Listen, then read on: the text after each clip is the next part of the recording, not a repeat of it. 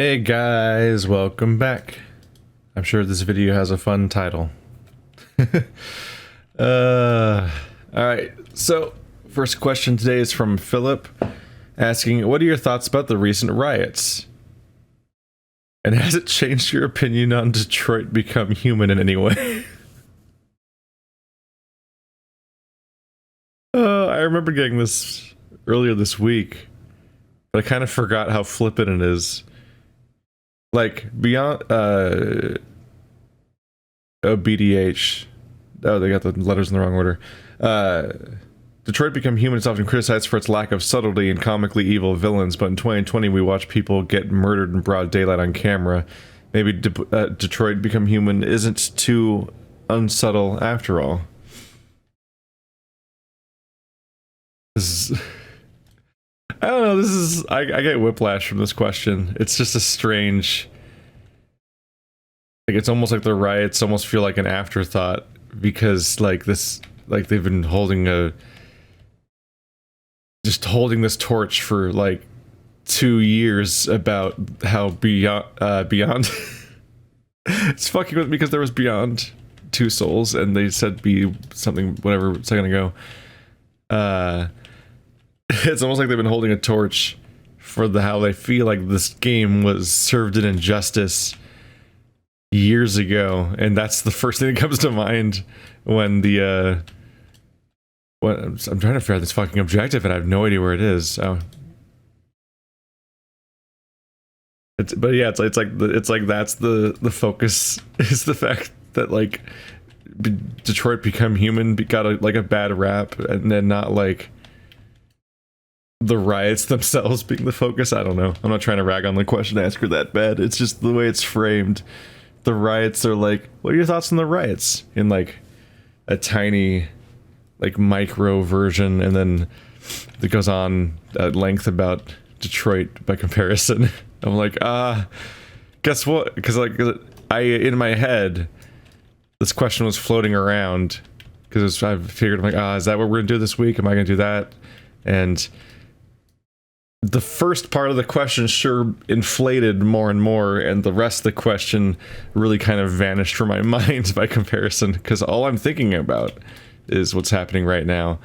And Detroit just kind of doesn't matter, like, at all, and it kind of never did. And that's kind of the situation for Detroit.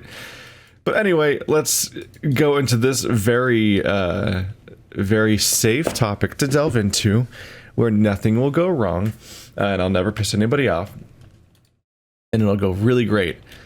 Welcome to episode 327 of White People Talk About Racism. I'm your only host, not whatever. Some asshole who is white. So I'll try not to fuck this up too badly. I've had one of the things to draw on, I think, here is the fact that I've had multiple conversations about this topic over the course of the last week or so with different people, and how the different people at different ages and demographics are kind of dealing with this subject, you know, from my side of things, where people aren't really that affected by it. So it's like the outsider thing, and trying to teach people things and so on about this. But anyway, I guess I should probably address the actual question for a minute. But Detroit Become Human. We must have been listening to different spheres or something, because I don't really remember anyone criticizing it for the reason that you're talking about people criticizing it for, which is this amount of people thinking it was too unsubtle, like, I guess with its bad guys and so on. Honestly, like, when I see, like, an episode of Doctor Who where they're like, we're gonna deal with Rosa Parks in this episode, and we're gonna go back to that era, and we have a black companion in the group, and he's gonna be immediately harassed, and where he, like, oversteps his boundaries and so on, in a context where people respond very poorly to people that look like him, and it quickly starts to escalate into like a threat of how he might actually be in danger because of a casual interaction on the street, which is what happened in that show, more or less. Like, they arrive in Rosa Parks' era and location, and immediately there's a white couple where he doesn't quite make the right moves in the context of where he is, and the dude is very pissed in a way that doesn't just go to like being aggro, and goes well past like the threat of like, this might have ramifications for you in this society because of how fucked up things are around here. When I see how quickly things escalate and so on, and how dehumanizing it is and how raw it is, I don't really think, oh, that's not subtle at all, because I see how people talk about different races in modern society, and it's not that far off from that in many cases. I see what people get to when they think that, what am I trying to say here? Like, what people say when they think they can get away with it, essentially. Like, when you encounter a racist that thinks he's in a room full of people that agree with him, the kind of shit that comes out can be distressing, as it turns out. So I didn't really think that beyond... I fucking hate this. I hate David Cage's games names. I'm just gonna say that right now. I'm just gonna say that. I've said it before in a previous episode, but holy fuck, I can't keep the names straight between Beyond Two Souls and Detroit Become Human, because they have like the same cadence and the same 1 word : 2 words, and then like they're also like mostly no noise. Like, you could just call it Detroit, and I wouldn't have this like 3-word thing in my head that I'm fucking with, and so on. But that's beside everything. Whatever. I'm up to a terrible start. Incoherency today. Worth mentioning that I'm going in here with not a ton of plan, which isn't necessarily a great idea either, because this is a subject you'd probably want to plan, and yet here I am, being me. But no, the issue with Detroit Become Human isn't its lack of subtlety, it's really its lack of substance. It's basically masturbatory cinematography. Like, it's a bunch of tropes and iconic visuals strung together with very little meaning, back to back, and they're all ripped from historical context in a way that's kind of disrespectful in many cases, and just kind of flippant, and doesn't honor what it's using, and it all rings hollow and false. And it's probably because it's made by a white guy from France, who both isn't of the group that this art is about, and also isn't from the country this art is about. So it's like incredibly divorced from the original context, and the original context for many people is within this lifetime, and in fact the ramifications of it are still being felt now. So it's like, it's got this bizarre abstraction to it that feels like when a Western developer makes a game about feudal Japan, and it's just like, they're going to get 100 details wrong, but they're going to use a bunch of cool iconography that is appealing about the idea of making a game about feudal Japan and that Westerners would want to do, and so on. But like, without any of like the cultural ramifications or the context or the being immersed in and all that. And like, people get away with making stuff about things that are like long dead and gone, like distant history stuff, and just being crazy about it and just having fun with it, especially in video games, especially in like the 90s and before, when video games basically barely made sense to begin with. But like, the modern racist situation in the United States isn't gone, and there's people who lived through the exact sequences that are being evoked in that game, and like there's like a certain, there's a weird element of like, how do I put this? It's the whole thing's kind of like masturbatory and celebratory of this idea, almost like it's this era in the past that we already beat and is over now. It has this triumph feeling that is kind of written in a way that makes white people feel good about themselves. And this is kind of an ongoing thing. Like you frame in many cases racist elements as being, instead of systems and cultures and governments and like insidious ideas that permeate every aspect of your life, and instead you reframe it as being like individuals. Like racism itself is about like a couple of people that are bad, and there's just random bad apples just around, and that's what racism is.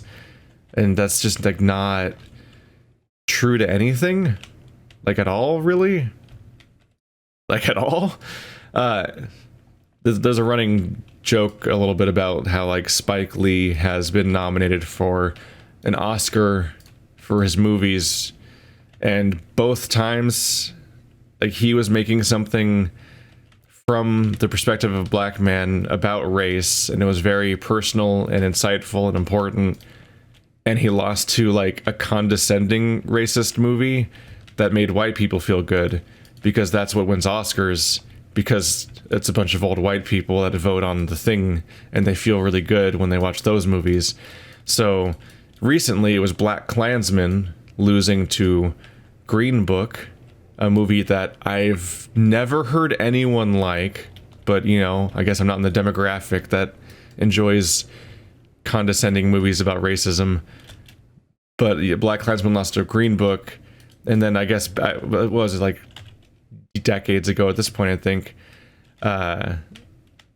it was his previous movie lost to Crash, which is also not a great movie, and also another movie that contextualizes racism as a series of interactions with individuals more so than anything else. And that's kind of what happens periodically in Detroit, is that you have a series of scenes where like there's a guy who's an android and he's having these pleasant interactions with this thing or that thing, like they're going shopping, or they're they're self-actualizing with their cool Blade Runner master guy. Was that, wait, that was the guy from Blade Runner, right? Didn't he play the android in Blade Runner? I'm trying to remember what actor that was. Here's another thing about this entire question. It definitely would have been easier to address more back when I was immersed more in this discussion, because it's long gone. But that's more or less the idea, though.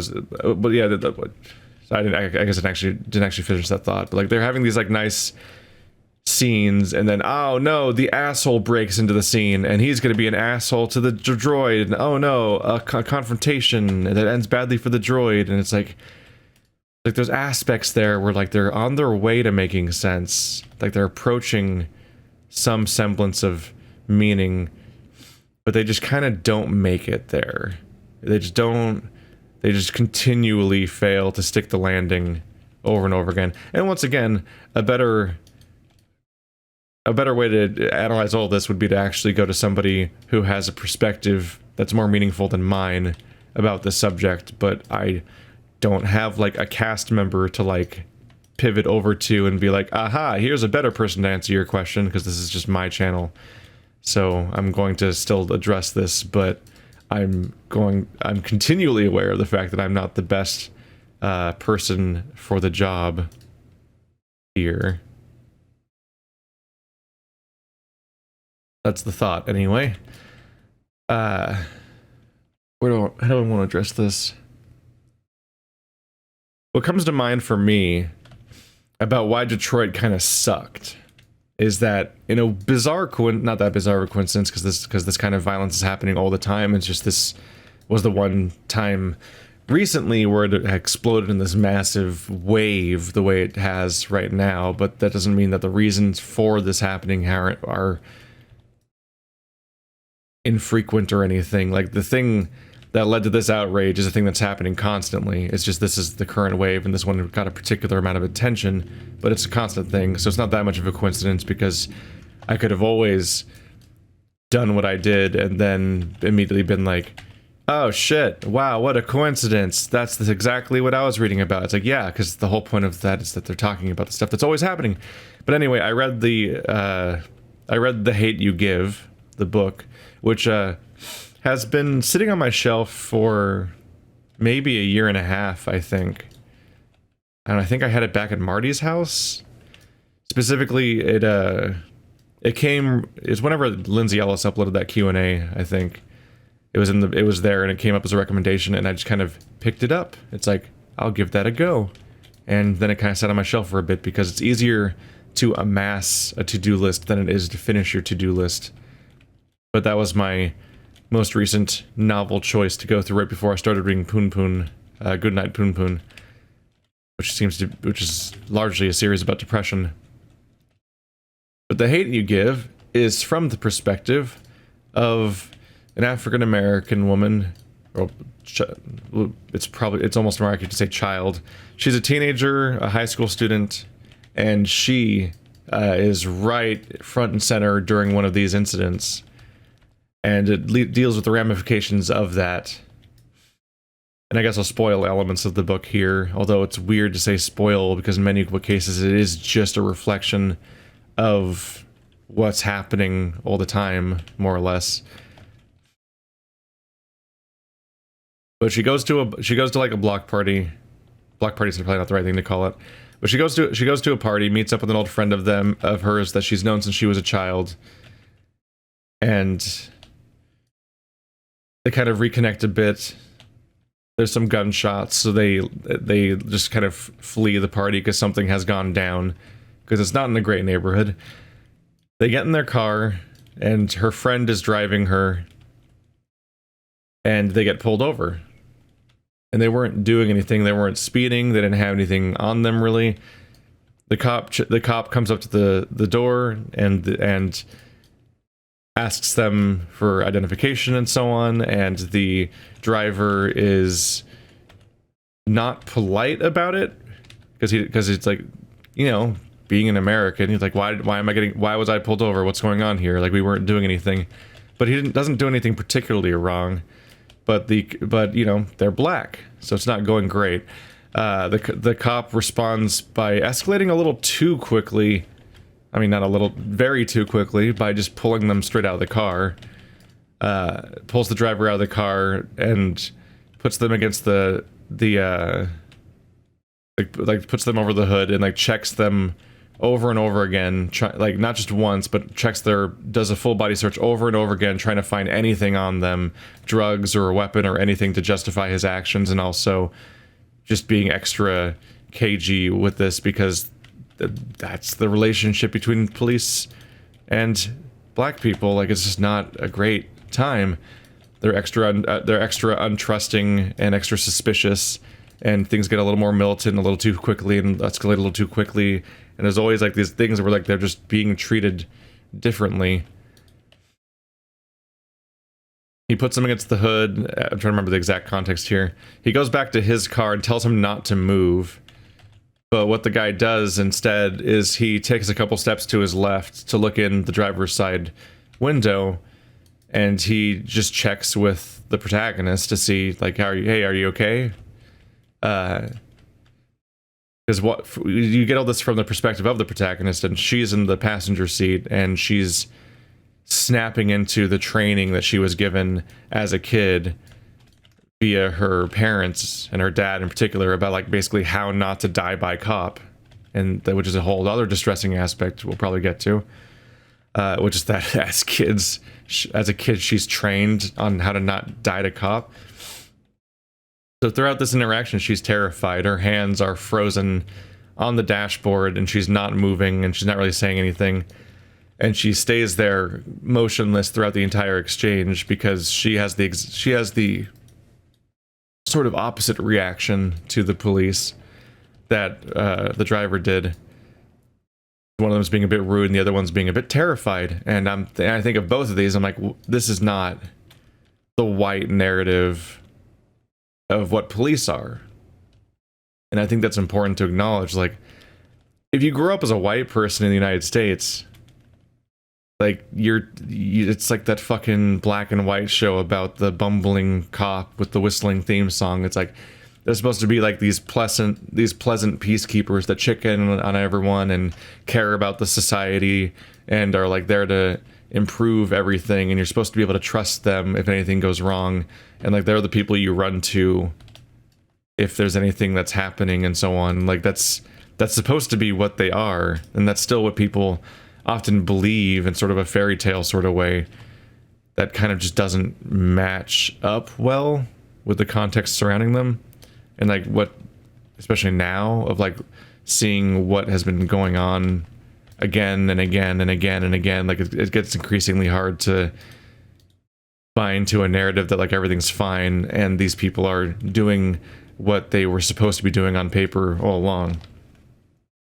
But yeah, when I get pulled over, there's definitely the part of me that's like, every single time I see a police officer, there's the part of me that is like, am I doing something wrong? I instantly think I'm doing something wrong. Like I check myself, like, am I speeding? Am I doing something wrong in driving? I suddenly become like hyper alert of my driving and things like that.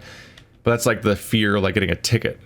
That's my burning fear, is that if I make the wrong move at the wrong time, I might get a ticket or something like that. Like I've had moments where I get pulled over and have the heart racing moment of like, oh God, what's the consequences going to be today? And then they're like, hey, your headlight's not on. Like, oh, thanks. And then I turn my headlight on, and then they just leave, and that was the entire interaction. Because it's like, oh, I drove out of a movie theater and the parking lots were like too well lit, so I didn't even notice my lights weren't on, because like I'm in suburban neighborhoods where there's too many street lamps, and I wasn't registering the fact that my lights weren't turned on. There's no like, I've never been searched. My body's never been searched beyond like getting the scan that goes over you when you enter like any kind of populated area, like a theme park or the plane place, an airport. There we go. Like I've never been searched. I've never felt like I was under suspicion of any real amount. It's always very nakedly like, haha, I'm in trouble for speeding, or oh God, I've been pulled over. What's this going to be? And it's like a tiny interaction like that of like, oh, turning your headlights on, dude. And like, they don't like look in my car. Hell, when I get warnings like that, they don't check my ID. They don't check to see if I have a driver's license and registration. They don't look for anything at all. They don't shine a flashlight inside my car to like look around at all. Like there's nothing. They just walk up to the window and they say the thing and then they walk away, and that was all that was just the message that they were delivering that day, is you're not like in trouble, but you're also like in trouble in like a very slap in the wrist kind of way of like, dude, you're supposed to have your headlights on. Like that's the kind of interaction. And I've had that twice.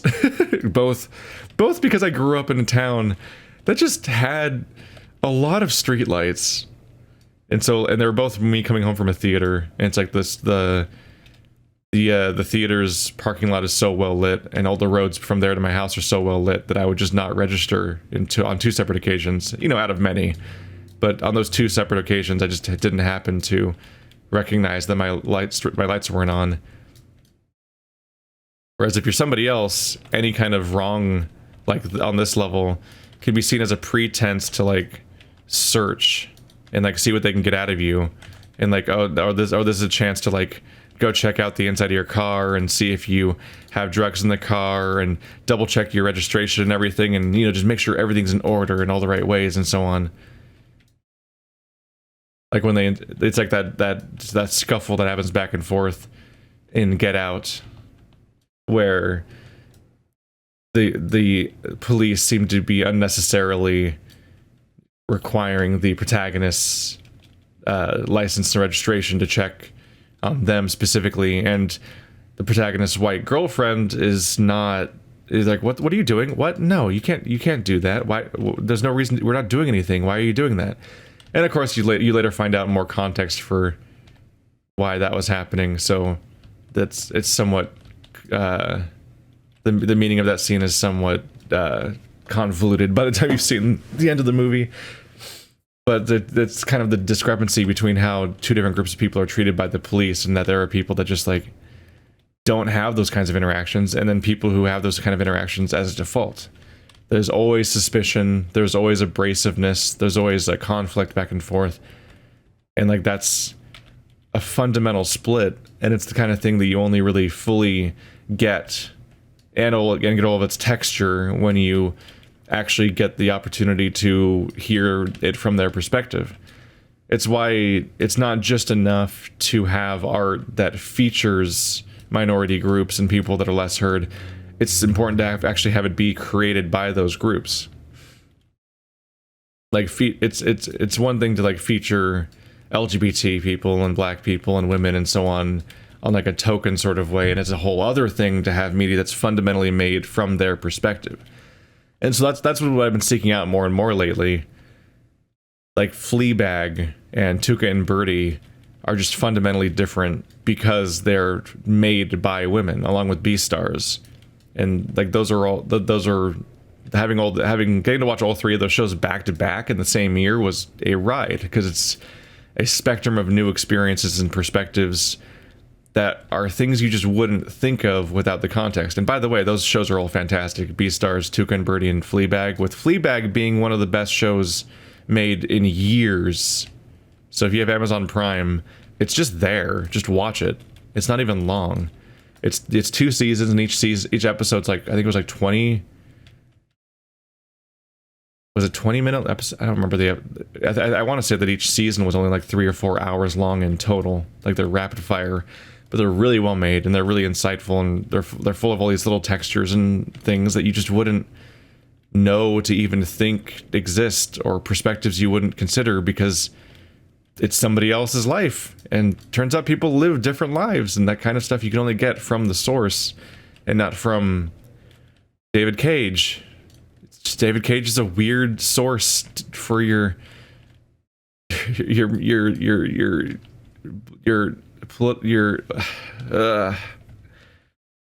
he did Selma. He did Selma in the middle of that game, and it's like, this doesn't feel right. Like there's all this iconography, and you're like, I'm gonna paint "We Have a Dream" on this wall. There's like several chances to do Martin Luther King quotes and so on, and it's like Detroit Become Human feels like a t-shirt about the iconography of civil rights movements. Like it's just rebranded and repackaged and resold without any of the reason for any of it and any of the feeling behind it, because it's made by somebody that doesn't feel it genuinely. But anyway, I've really buried the lead here. The officer told the driver to stay still, and the driver takes a step to the side and talks in through the window to check on his passenger, who is the protagonist of the Hate U Give. And then shots ring out, and he's shot multiple times to death. This character didn't do anything violent. They weren't pulled over for any particular crime. And the altercation, despite a lack of aggression, has ended in their death. And if you've been paying attention, you're probably thinking, oh, this interaction is just rife with things for bootlickers to just glom onto, because they'll talk about like how you should have followed directions. You should have done what he said. Why didn't you do exactly what he said? Why did you move? Why were you doing furtive movements?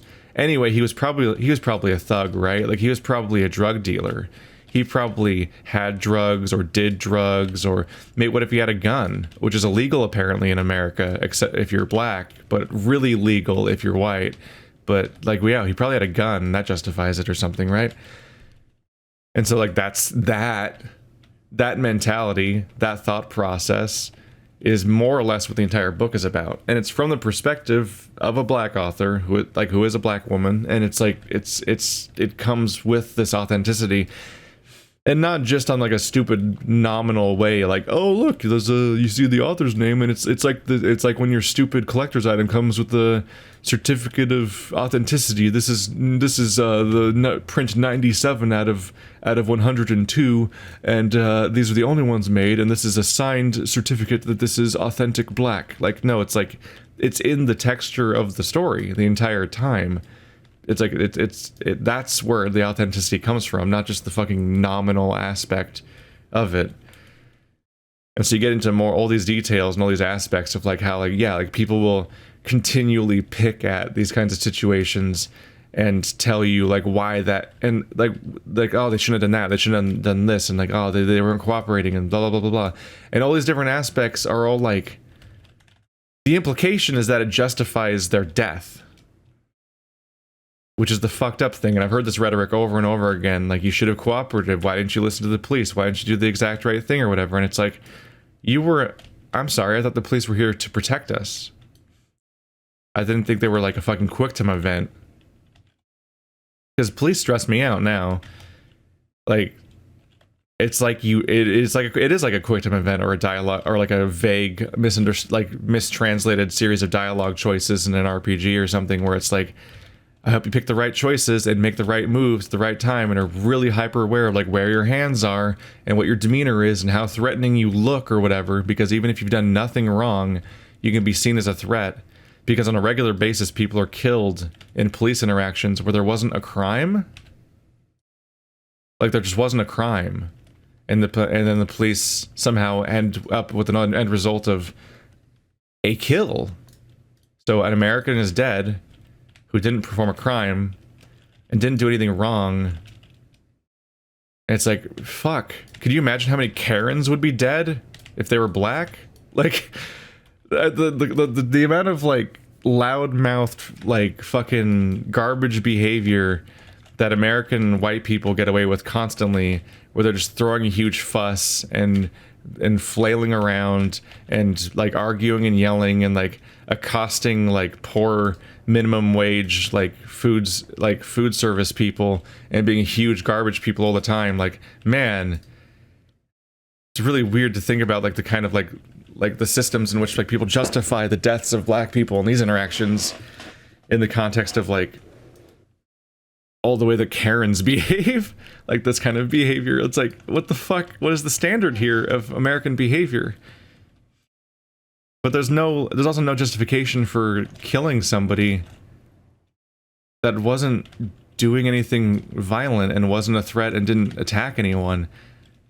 And yet the excuses will come out instantly. Like, the press will talk about how like they had some kind of drug charge 2 years ago, or they were maybe affiliated with that or this or that person, or instead of using their like nice yearbook photo that they use for rapists, because when they cover a fucking rapist, they'll use their really pretty yearbook photo of them wearing a suit and so on, because like this nice white rapist from this prestigious school that has a fucking silver spoon so far up his ass it comes out his mouth, we need to just hold him with kitty gloves for the rape he did, because we don't want to ruin his future. So when we report on his stuff, we'll show his nice gleaming smile yearbook photo.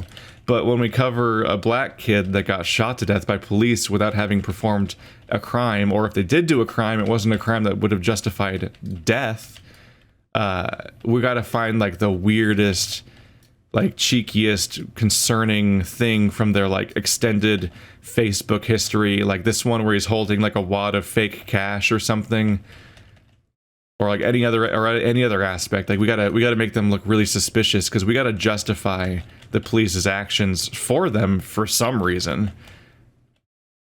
We gotta make this look good for some reason. Like for some reason the press is suddenly like in support of the killing and has to like help cover the tracks for the police, when they could easily find a perfectly nice photo of any high school student, almost like they're mandatory, almost like everyone in high school takes these really nice photos that don't look like that, and you could go with that one. But you know, once you're going with the narrative that this person deserved to die, you've got to pick the photo that like that complements that narrative. It's up there with when people do like political news coverage, and especially comedy, political news coverage and so on, and you go back and forth on like, do we use the nice picture of Hillary or like the crazy picture of Hillary, or like which picture of like Trump and Obama and so on are we going to use as the little like that floating picture on the left side of the screen? Does it make them look deranged and insane or hilarious, or is it a picture of them like trying to bite into a burger but it's like right when their mouth is open so their whole face is in a weird snarl? Like what kind of bizarre stupid picture are we going to use? Like that's the approach that happens half the time here, and it's like that stuff drives me fucking crazy. I also can't see where this quest is. It's on the map, but also not on the map. Oh well.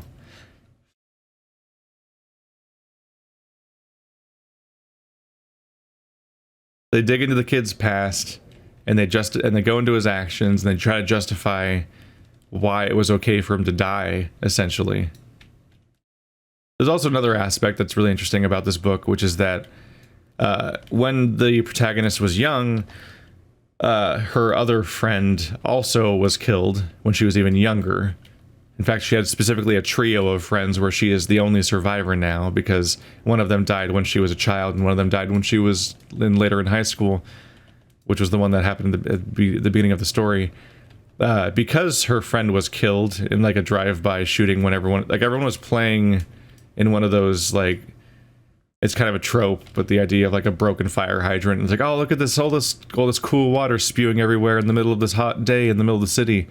So they were like playing in the broken fire hydrant, and a drive-by ended up occurring, and like her friend, who was like probably like 6, is shot to death. And so she had the experience of like watching her friend die at a young age that's shaken her this entire time. But as a result, her parents go to great lengths to take her to a different school in a different neighborhood entirely. They drive their kids out of the neighborhood to a different school entirely. They have to, it means that they have to drive for hours every day just to do that, because of the massive inequality. So like there's the detail here of like the massive inequality between different school systems and how different neighborhoods are treated completely differently. As a side note, John Green made a video about the recent events and took the stance of like, this should be discussed, but I'm not the person to discuss it. And one of the things he did is he posted this playlist that was entirely of black voices discussing these kinds of topics and letting them speak for themselves, which I think I'll probably link to the same playlist here in the description. But there's a number of videos that I'll probably draw from here a bit, and one of them was discussing the idea that, like, if you want to talk about like why zones in America are unequal, in many cases it's not because of like the inherent value of the races that live in those areas, but is instead related to the concept of how those zones were created in the first place. Like, you have areas where like there was more minority people in these areas, as they call, like, they literally would say, like, on the paper they would say like Negroes and lesser whites, like incredibly naked use of this racial language. So it was very undebatable that this is talking about that. Like, it's not like some sort of bizarre coincidence all these people ended up in this neighborhood. It was literally like, no, we're literally labeling neighborhoods based on their racial makeup, and they would label these environments based on like their status, essentially. Like, this area is full of businessmen and should get the best investment and so on, and this area is full of black people, and so we're gonna label that area as red.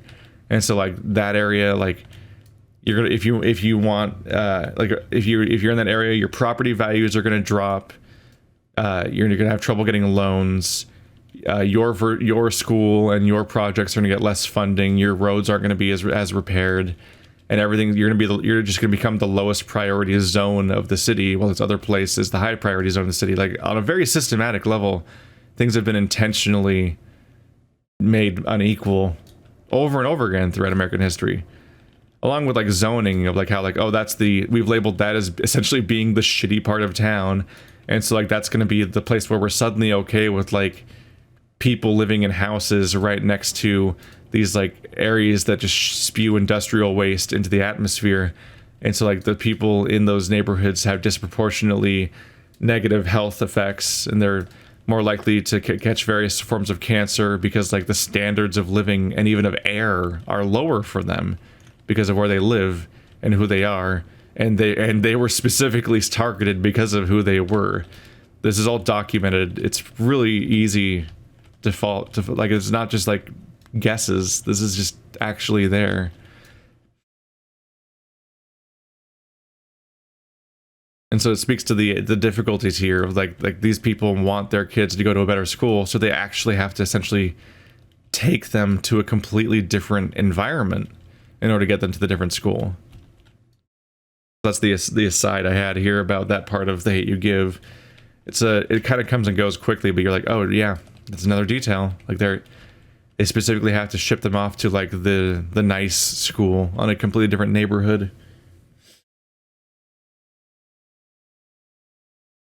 The protagonist talks about how they have to be different people in different contexts, because they're essentially going to a white school that only has a couple of other people.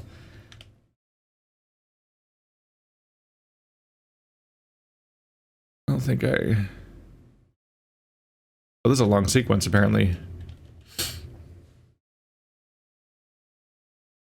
There's details here and there that I found interesting, like them talking about having to be different people in different contexts, how you put on your white voice and you only talk about the more white friendly things, and you put on a completely different persona and perform for years when you're in a white school, and then you snap into being a different person entirely when you're back with your family and back home.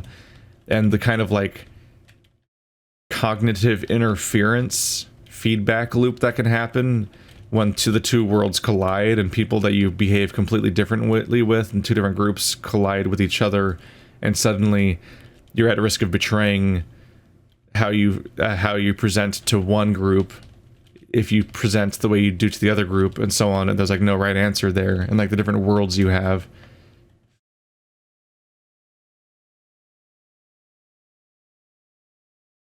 But the fucked up thing is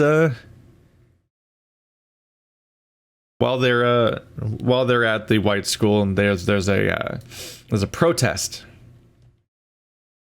from all the white kids. They have a walkout where they're not going to class, and it becomes this really naked thing of like nobody cares about the person they're supposedly protesting for.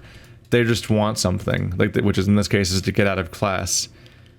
And so the protagonist actually is one of the only people who still goes to class while all this is going on, because there's like everyone's outside of class, and they're making a big fuss, and they're skipping, and there's just an excuse for dumb kids to avoid having to go to their lectures. But it's disrespectful, because it's a bunch of people that don't even know or understand who died, and some of them even like betray the fact that they don't even necessarily believe in the innocence or the injustice that happened here, and potentially think that he deserved it or whatever, and it's essentially like a dumb, shallow excuse to get out of class. And in particular, one of the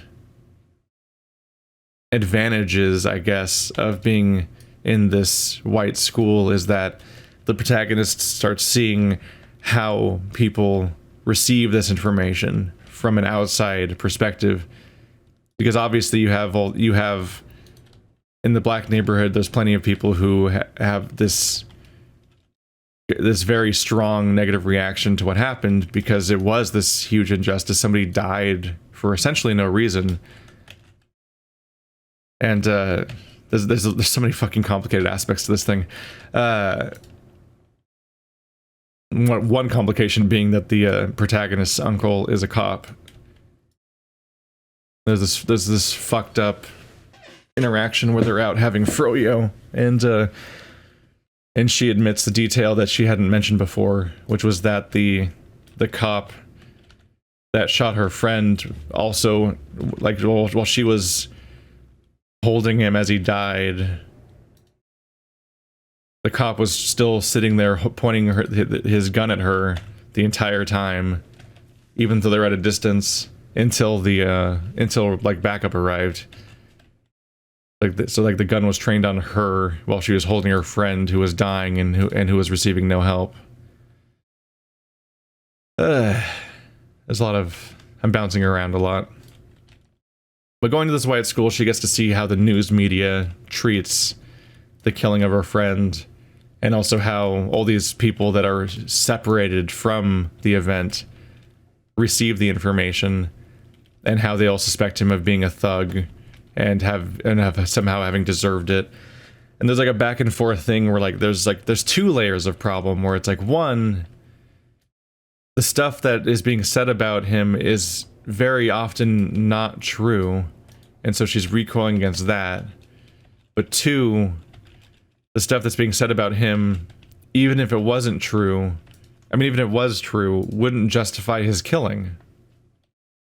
And yet it's constantly being framed like it does. Like, what if there were drugs in the car? Does that mean he should have died? Like, what if there was a gun in the car? I mean, there's... You're usually allowed to have guns. Like, this is the United States, I thought. Like, how are these justifications of his killing? He didn't attack anyone. But it's stuck to this idea that, like, oh, the protagonist, the driver,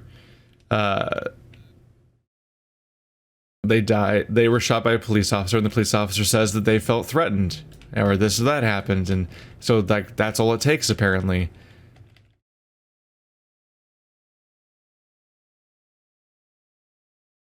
Speaks to another whole aspect of, like, one, there's the militarization of the police and how they're massively overarmed, but they're also trained to treat every single situation like it's a survival situation. Like, every single interaction is life or death, when in many cases they're just not. And people going into these interactions like this, treating every interaction like they're in a war zone, leads to a lot of people dying unnecessarily as a result. Like, these kinds of interactions where somebody is treated as a suspect and an aggressor by default, and then suffers the consequences when they do anything that begins to live up to that idea, and then they die. And then the police officer usually gets, like, at worst, administrative leave or reassignment, but they don't get charged with murder, which is what they did. It's incredibly hard to charge a police officer with murder. And in fact, a lot of this book is about the prolonged trial, and not even trial, it's like a hearing that's about, especially like the pre-trial hearing that's about the idea of whether or not this police officer should even be charged. That's not even convicted, just charged at all with a crime. And it takes months and months, and it puts characters through a lot over the course of the book, and it doesn't go anywhere. He never gets charged. There is no trial where we try to figure out whether or not he should be punished for this, because he literally doesn't even get charged after an entire book of dealing with that. That's kind of the default thing. The thing that stood out to me was the news that with the current happenings, the guy who... Sorry, I'm so terrible at names, especially when I'm dealing with when I'm juggling so many ideas at once and all these different things. Like, the guy who had his knee on the guy's neck, that police officer who was being charged, from what I heard, that's supposed to go down in history as the first time a police officer has been charged of that crime in the history of that state. Unfortunately, I can pretty confidently promise you it's not the first time a police officer has done that. Has performed that kind of activity. It's just this time it was so public, and there was so much political pressure, and so many people saw it, and it was recorded, and it was especially, like, very nakedly negligent and gross in a way that's really hard to make excuses for. And so this time, this guy is being charged. And, you know, we're still waiting for the actual trial to happen, so we'll see. We still have to, we like that. It's funny, like, just being charged feels like such a victory. It's easy to forget. Like, we still have to wait for probably months, sometimes even years, just to find out whether or not they'll actually be convicted of anything and actually face any consequences beyond, you know, the reputation. But like, it's so astronomically rare for police to face any consequences for these kinds of things. And that was a really striking thing to me, but there was the real life aspect of like that's the first time in the history of that state, if I heard correctly, that a police officer has been charged for that crime. And it's like, it's because they're basically immune normally. That's staggering and worrying, and yeah, largely been the case.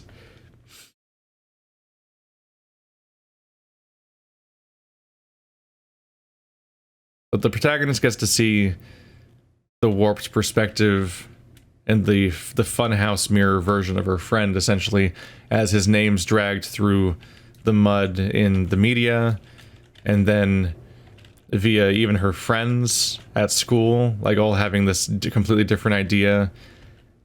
And like, she's afraid to admit that she knows him, and she's especially afraid to admit that she was there during the events, because then she has that, like, that's the thing you can't take back. Once you lose your anonymity, suddenly you become a public person, and suddenly people are coming after you, and then you're the one being dragged through, and then you get to be the one that gets death threats, and you're the one that gets to become this political totem for everyone to argue over, because you're the surviving witness to this crime that people will largely process not based on the evidence and not based on what happened, but instead based on their preconceived notions of what side they're on. It's like all those people that are by default side with the police every single time, they're just going to demonize you and treat you like garbage and potentially threaten you. And you could potentially even be in actual danger as a result. Situations like how Kavanaugh's accuser has had to move several times because of the continued harassment she faces for coming out and saying anything. Whereas Kavanaugh himself faced no consequences for what she said. And somehow it's framed like she's the coward and he's the brave one, when, like, she had everything to lose and he had nothing to lose. And she continually suffers for speaking out over and over again. Because that's how we treat victims in many situations. Hooray!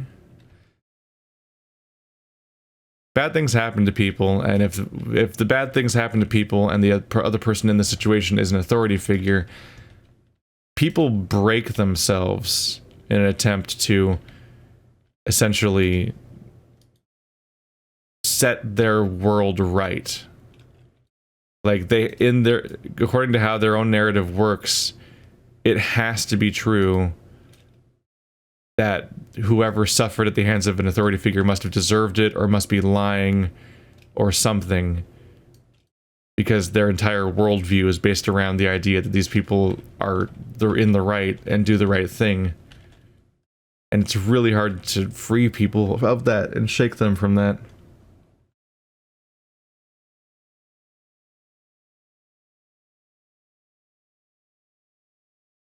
That's one thing that came out of the current events and why things are so evocative. Part of it's the virus. A lot of people are kind of more susceptible to media and also have more free time to raise a ruckus about this thing because they're out because of the virus, and we have unusually high unemployment and a lot of people have extra time and so on. But there's also the aspect of it was so graphic and distressing and completely caught on film and just cruel, because there was a police officer killing a man while he was just laying there helpless, begging them not to kill him, essentially. And several onlookers were all watching and begging him to stop and pleading with him about what was happening. And everyone seemed to understand the risk being faced here except the person doing it, who either didn't understand or didn't care about what their behavior was doing. And you just sort of watch someone slowly die over the course of about 10 minutes. Or I guess more accurately, you watch somebody die over the course of about 5 minutes. And then you watch a police officer just kind of crush a corpse for about 5 minutes. Still completely unfeeling and unknowing or uncaring. None of which are acceptable answers.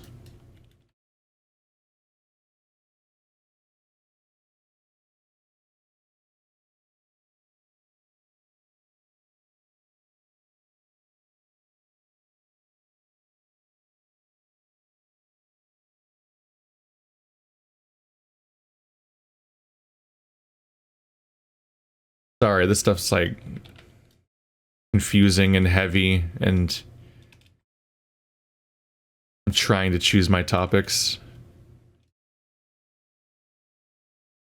I also don't always know what to say. I don't know.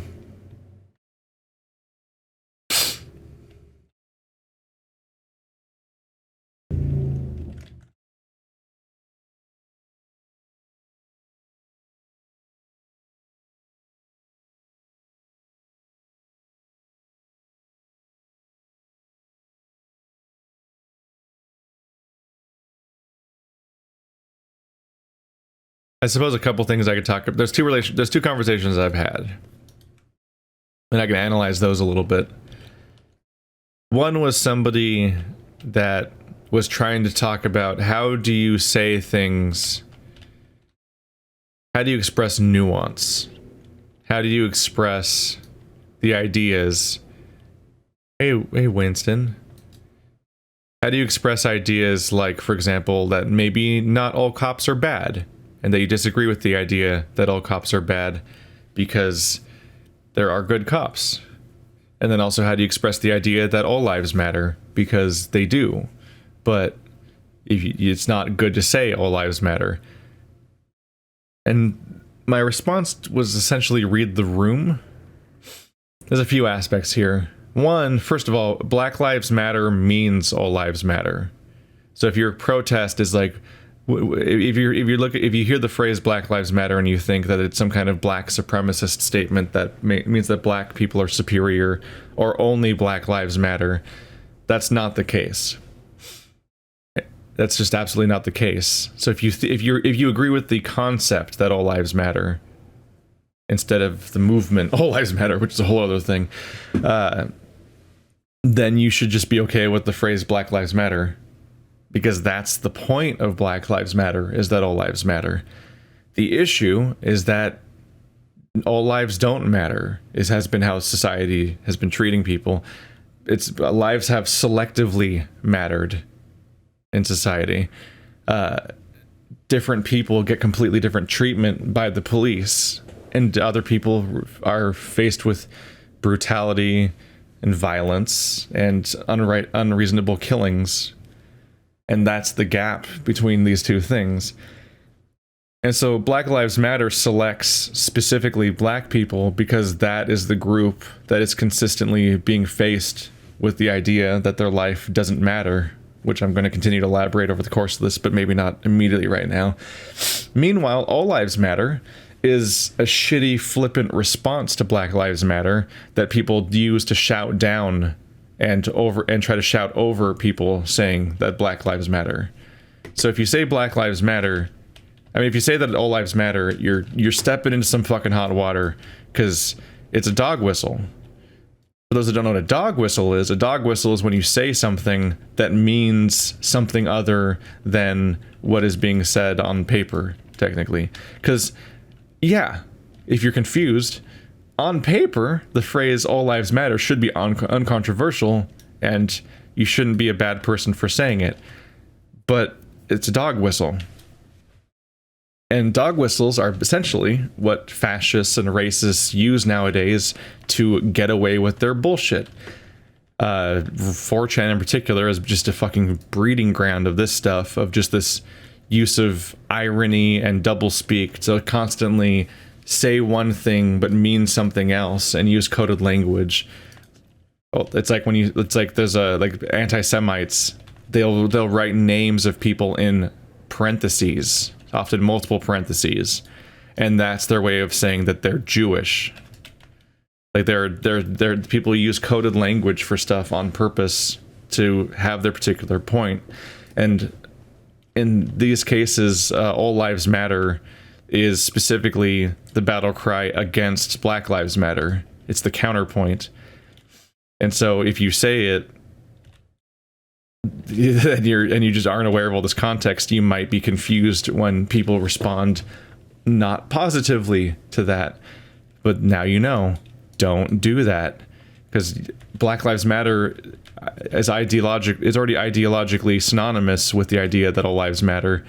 So people who say all lives matter, like the reason why it's a popular thing is specifically because people hate the Black Lives Matter movement and are trying to shout it down and drown it out with their own statement, which is essentially a shitty way of saying that no, actually, Black lives don't matter, because because if we didn't have an issue with this, we wouldn't be fucking talking right now. We would have just been like, yes, affirmative. But no, we have to like counter it with all lives matter. As far as the police go, that's kind of another subject. Because yes, when you hear all cops are bastards, you might think, oh, but what about Jimmy? Or whatever cop you know that you like and seems nice and whatever. All cops are bastards. There's several layers to this. One is the idea that the entire institution is a negative one.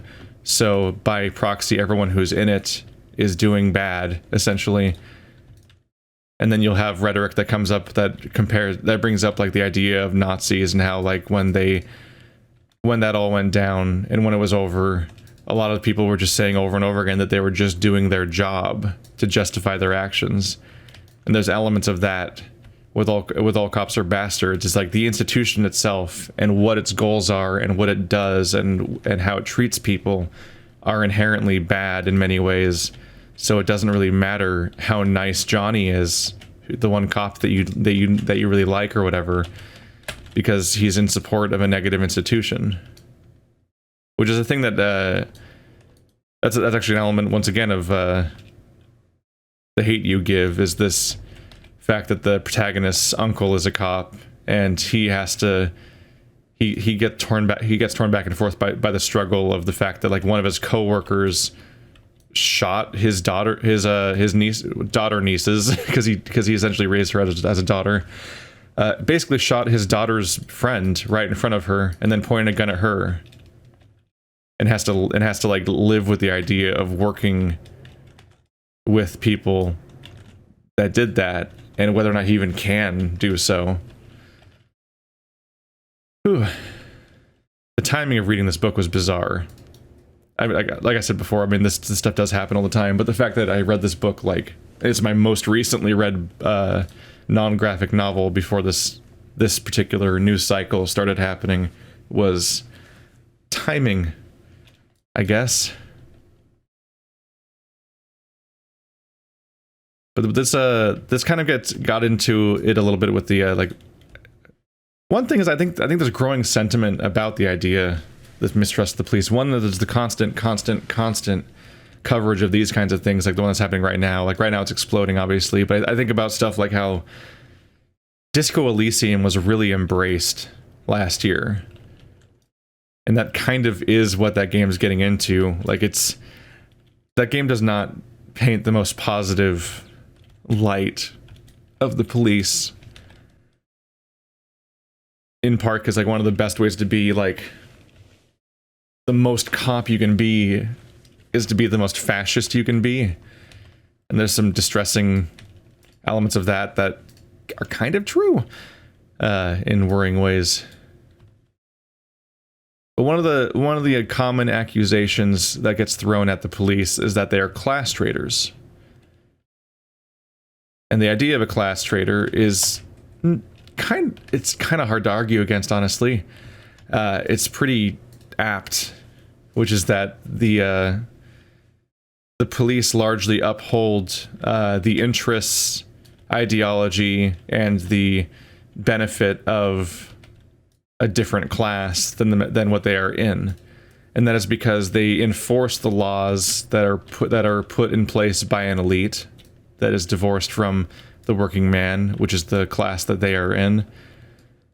And so the elite decide what's legal and what's illegal, and will go in these fucked up situations, like how, you know, the vast majority of people who are sent to jail are non-violent drug offenders, and how, like, is this a reasonable way to handle things? But like, that is that really a smart choice? But like, that's, well, the elite decided that that's what's illegal and this is the punishment for it, and so that's what's going to happen here. But also, frequently the police safeguard the financial stability and well-being of corporations and other things that are well beyond their station and class. So they're constantly acting on behalf of a completely different category of people than what they are a member of. And so that's why they're seen as class traitors, because they turn on members of their fellow class and act in the benefit of a different class entirely. This is a thing that Parasite and other movies made by the same director often delve into, is specifically the question of class solidarity, because many of his movies are about class, and they constantly go back and forth on this from movie to movie about whether or not the working class groups together and works together, or if they turn on each other, like what happened in Parasite, where they see a chance to show compassion to a member of their own class, and they instead slap it away and continue to seek their higher aspirations and their selfishness. There's also an aspect of the police, which is the idea that everything is backed with violence, which is also ultimately true.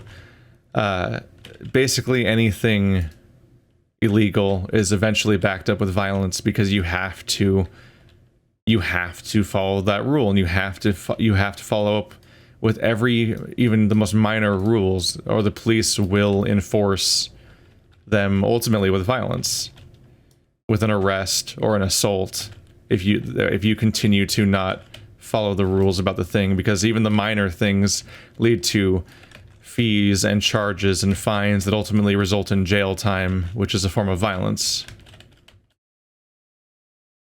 And this is all not the easiest stuff to just go on off the cuff on, but there's a lot of aspects of reasons not to be super happy with the police, in addition to like all the rampant racism and the fucked up policies that they take part in, and the way that they seem increasingly untrustworthy to the American people, and so on. And the fact that they're heavily armed and that they assault nonviolent protesters. I think about, like, in UC Davis, there was a time where there was a bunch of people sitting in a circle in UC Davis for a protest, and the police came through and just this guy just nonchalantly walked down the entire line of protesters that were sitting on the floor cross-legged and just pepper sprayed them all in the face.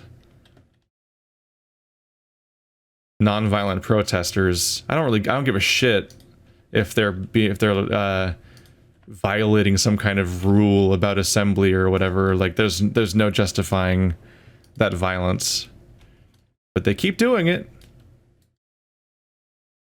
almost like guillotines don't exist or something. I don't know. Like, this could never turn on them, this consistent abusiveness against the trust that the people put in them. I don't know, man. So as an institution, I'm not happy with the police. And so yeah, maybe Johnny's nice or something, but the all cops are bastards idea isn't really about individuals, and latching heavily onto individuals is often a mistake.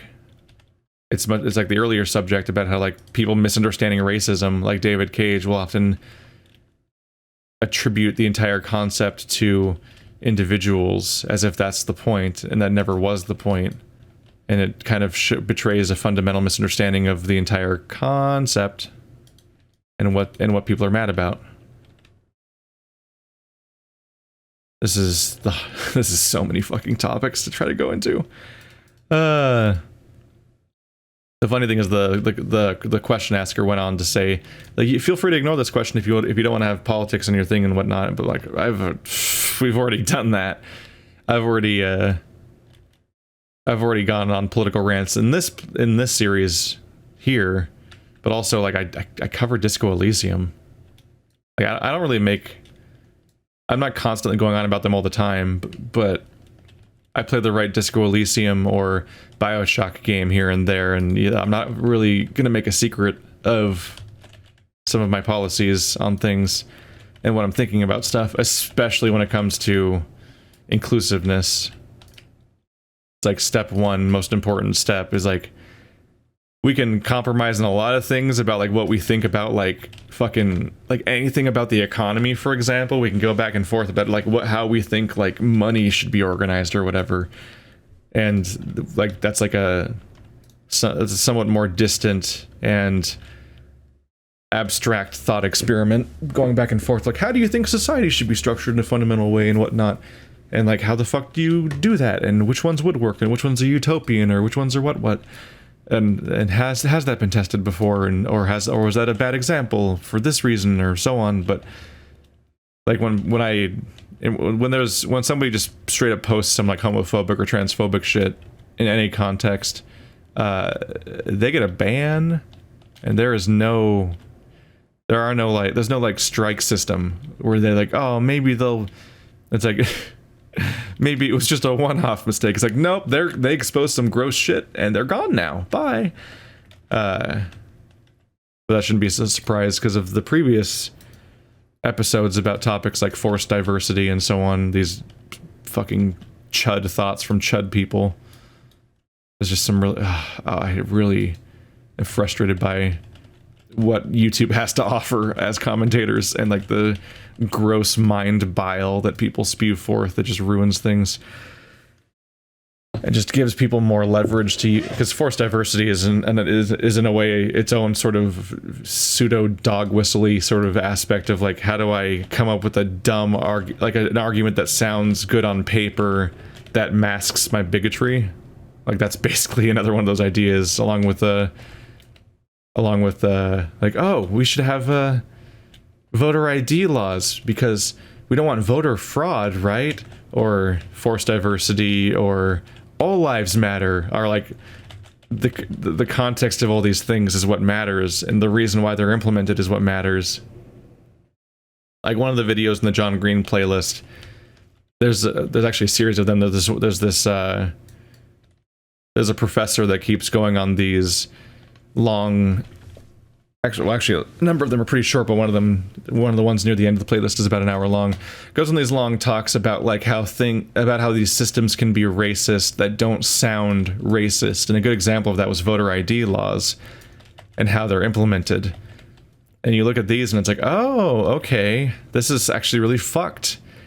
It's like, okay, so they make it so that a driver's license is an acceptable form of voter ID, but they close the DMVs in the black neighborhood, so they'd have to drive 250 miles for a round trip in order to get their license, but they don't have one because that's the point of a DMV, so they'd have to somehow do a 250 mile round trip to this location without having a license themselves, while being in a state that's rated 48th in our country for public transport, so they don't have a third-party way of getting around either. It's like, it's technically doable, sure, but this number of barriers is how you end up with voter suppression, is like making it that difficult for someone to vote at all. That means the entirety of that population that's affected by those policies all have to overcome that struggle just to vote, whereas everyone else just doesn't. And that situation. Meanwhile, many of those people in those poor neighborhoods will often have government-issued housing, and government-issue housing has an identification system, but they make that ID not valid for voting because they're selective about which parts of voter ID is valid ID. But you know what they do make as valid ways of voting is your gun registration. It's like, I can't help but think we're sampling really specific demographics here, so we don't want poor people to vote. So if you don't have a driver's license, you can't vote. If you do have government issued housing with a license ID, that doesn't count because we don't want poor people to vote. But we do want gun owners to vote because that's our demographic. So, you know, your gun registration, yeah, that's perfectly valid ID for voting. It's like, oh, okay, so all the ways that you get ID are uneven and fucked, and we're going to completely skew which kinds of IDs work in favor of the demographic of people that vote for us. It's like, oh, this is why something that seems that you would think is like on paper sounds nonpartisan and sounds like it'd be equal and valid across the board becomes a clear attempt at racially motivated voter suppression. It's like, oh, only one side's determining the rules of what kind of IDs work, and they're specifically choosing the IDs that would be amongst their supporters, and specifically avoiding the IDs that would be more weighted against their supporters.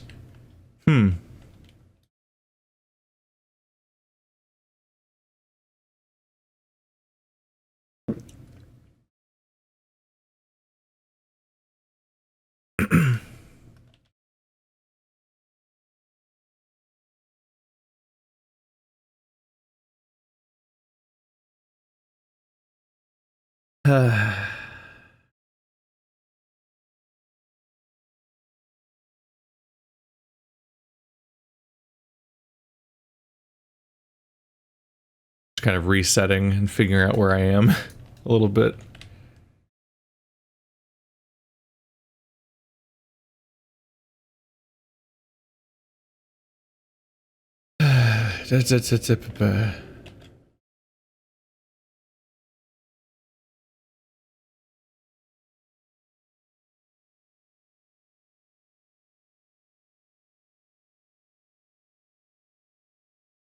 People like to think that we're in a post-racist society. And like, yeah, we're not in slavery. And we're not in, and we don't have we're not dealing with the exact Jim Crow laws or like explicit segregation. But there's all these hidden layers in which these ideas still exist in certain ways. And that's the aspect that's constantly refused and not acknowledged. And one of them is definitely what I just said, like those ideas of like, oh, we're going to specifically tailor the way people are allowed to vote in a way that lets us essentially swing elections. Like, you can just keep making it so that the people you don't want to vote can vote less and less and less by just constantly making them have to jump through more and more hoops in order to do it, while making it so that other people couldn't. Like, in the early days, they had the poll tax, which was specifically designed to make it so that if you're of the groups that would struggle to pay a poll tax, then haha, here's this new barrier to stop you from voting, which then, you know, elections can be decided by only a few percentages, so you can do these things that swing things back and forth. That's how you get your results. And frankly, being grifters is kind of how Republicans win. Like, this is an ongoing thing. Like, they actively raise a stink about, like, voter fraud and other bullshit that basically doesn't exist. Like, every attempt to look into voter fraud always comes away with the idea that it's like this astronomically rare thing that is so minute. It's like 0.0001%. And one of the only high-profile cases of voter fraud ever was them trying to swing this entire town. And lo and behold, when voter fraud actually does happen on any kind of scale that would matter, it gets caught, because you can't really get away with voter fraud on any scale that would do anything, because that's when you get caught. Like, there's no evidence that voter fraud is a problem, and yet many people are disenfranchised from their vote on behalf of this boogeyman. And that's what you do. That's how you do a fascism. You've always got to have this spooky outsider threat that you can constantly point to justify your shit. Like how Trump just, man, wow, that migrant caravan coming towards our southern border was the absolute scariest shit to ever happen to America. What a threat to our sovereignty. Our entire country's gonna just get burned down by a bunch of terrorists from the south.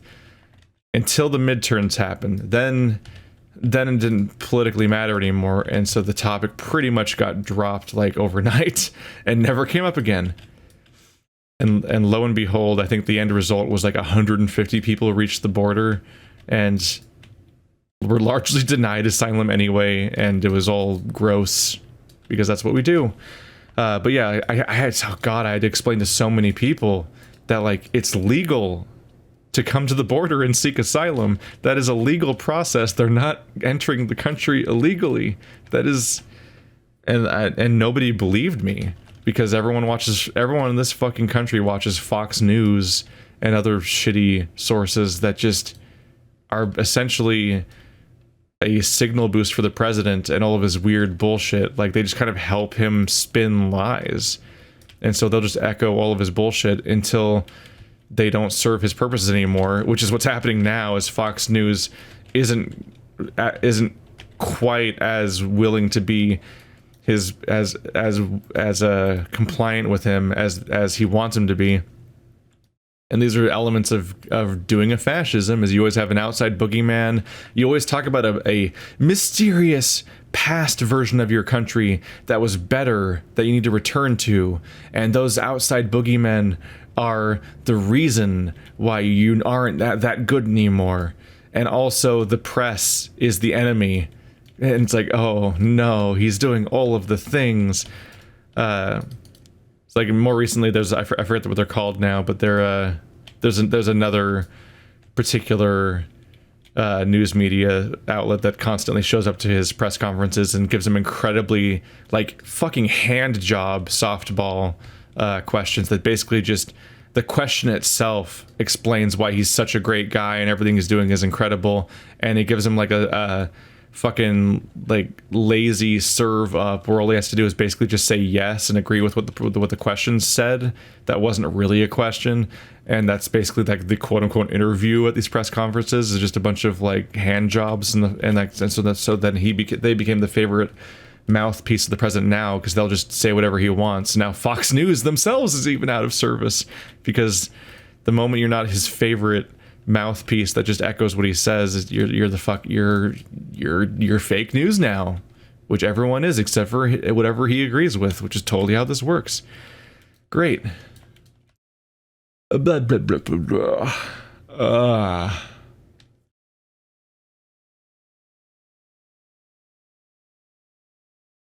That fucking coward.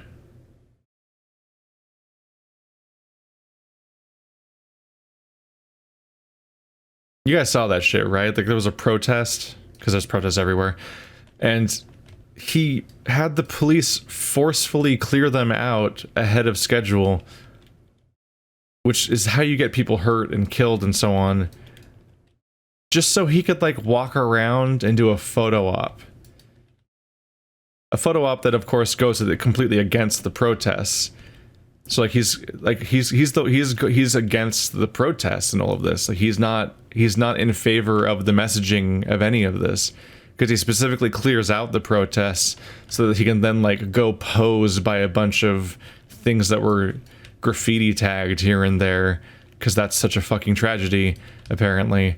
So that he can pose by those things and just look at this desolation, so that he can then you can have news articles and press releases about the idea that this is the cost of the protests. This is what Black Lives Matter and Antifa are doing. Oh my goodness. It's like that's specifically the purpose, is to go against those ideas and try to frame them as these horrible forces making the world worse, as opposed to, you know, what the cop did. A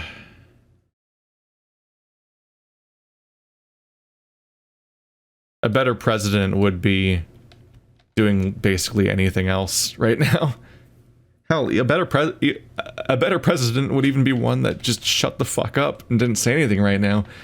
But he's embarrassing every fucking day all the time, and I just gotta live with this all the time. Hooray. But God, he's just the worst.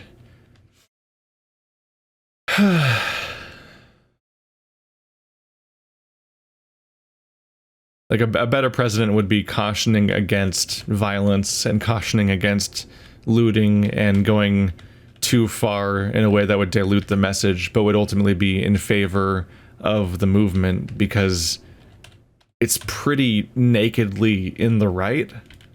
Like this isn't the most debatable topic. Like it's so thoroughly the people that are protesting are in the right, and the reason they're protesting is because nothing generally happens.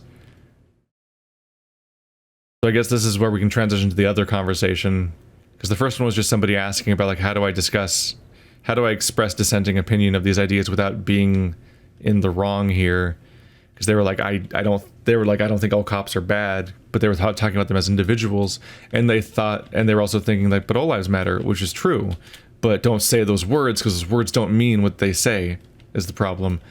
But the other person I talked to on the phone, and this is like an hour-long conversation, and I'm not pointing fingers at who and what and so on just because it's not productive, but just like people I encounter that are in my life that have all these dissenting opinions on these things. They were talking about how these they were talking about the God. Specifically, they called me on the phone, and they got me right after I just watched John Boyega's speech, which is very impassioned, and it's a very emotional thing to watch. Was John Boyega came to the United States, and he was going on his megaphone, and or maybe he was already in the United States. I mean, he's an actor, but whatever. That's not the important part. But it's a really emotional speech, and then right after I finished that, I got a phone call, and they were like, how about these riots, right? Are you safe? It's blah blah blah blah blah. That's not protesting, like this kind of stuff. Like someone that had clearly been experiencing different media about the subject, I would rather safely assume probably Fox News and other related subjects and their perspectives on these things, which is always just shit. It's just always the most wrongest opinion of them all. And so like they just kept talking about like the riots, like this occurrence that was happening. They were always saying riots, and they were talking about them in a similar way that someone would be talking about like COVID-19 for the last few months. And I just kept waiting for them to say anything else. And they were kind of commenting on how I was quiet and not really saying anything. And it was partly because I'm like, I don't know how much I want to get into this or what I want to address about this. I'm just trying to, and I'm just like, there's a divide here. And they didn't get what I meant by divide, but what I meant was a divide between us and our ability to talk about this to some extent.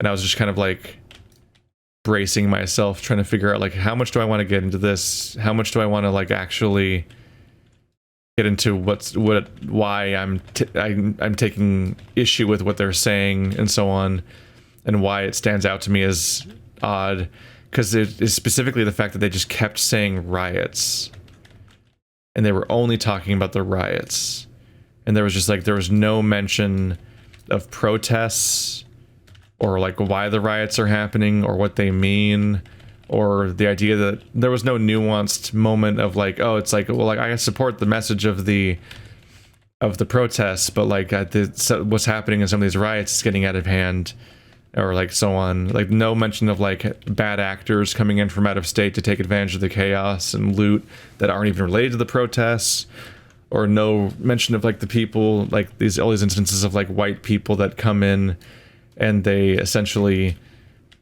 do a bunch of shit on behalf of black people while black people are literally filming them and begging them to stop and saying like, if you're doing this on behalf of us, we don't want this, you need to stop, like you're making us look bad, you're making it look like we're rioting. Like all these little moments, like there's no hint of that, not even really a hint of acknowledging that protests were even happening. So I was just taking issue with this. And when eventually the dam breaks, and I kind of just let forth these different things. And one of the things that came up was the idea that, like, people keep telling people how they're allowed to protest, which isn't really how protesting works. Not really. But also, all the ways that are the correct way, because people always want to lecture. There's always like, oh, here's the white guy that's going to explain to the black people how they're allowed to protest and how to correctly, you know, buck the system, which is not how systems work and not how change works.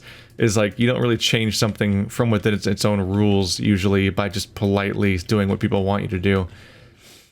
But then I also made the point that, like, yo, all those ways that are the correct way to protest and the correct way to make change, y'all were mad at those too. Because those were unacceptable. Because even when it wasn't protests or riots and there was no violence and whatnot, even those versions of protests were always in the wrong. Like, I have been to a white elephant party before, which is this thing where you go to like a Christmas party, but instead of buying presents for everyone individually, you just kind of buy one present and it kind of gets shuffled into the group. And part of the reason why it's called a white elephant is the joke behind the idea is often that the gift itself is not something that anyone would want. It's a white elephant or whatever. I guess there's some sort of clue there, some sort of element of that idea. I don't know. I don't really know why it's called a white elephant specifically. But it's supposed to be like a cumbersome, awkward, unhelpful, dumb item. And I've been to a fucking Christmas party where the joke gift was a Colin Kaepernick jersey. And I biting my fucking tongue for the rest of that evening, Jesus. But it's like, it's people were so at that point I was like, holy fuck, didn't this news about this footballer kneeling in favor of Black Lives Matter and against police violence, isn't this kneeling like almost a year old? And they're still thinking about it. They're still incensed and mad about the guy kneeling at football games like a year later, to the point where there's a Kaepernick jersey as a joke gift out of spite because they're so mad at the fact that this guy was, you know, peacefully and quietly protesting a thing on a daily basis, using his platform responsibly to spread a message as one should do. Like that's the right way, isn't it? What's the other right way to protest these things? Art? Because like that's the Hate U Give's been out for years. Then I think about the fact that, like, spoilers for Orange is the New Black, but my favorite character in Orange is the New Black died because a cop was kneeling on her and she said she couldn't breathe. And then she died. She was begging him to stop and saying she couldn't breathe. And then she died in basically the exact same way as what's going on right now. Like, that's how unsubtle art has been and how unsubtle protest has been. People have been saying to your faces that this is real and this is happening and this is the problem, and they've been protesting the way they're allowed to protest, the right way, by making art about it to communicate the idea, by politely kneeling at the national anthem. Like, really basic vanilla shit. And that didn't work. Not only did that not work, that got backlash because it was unacceptable.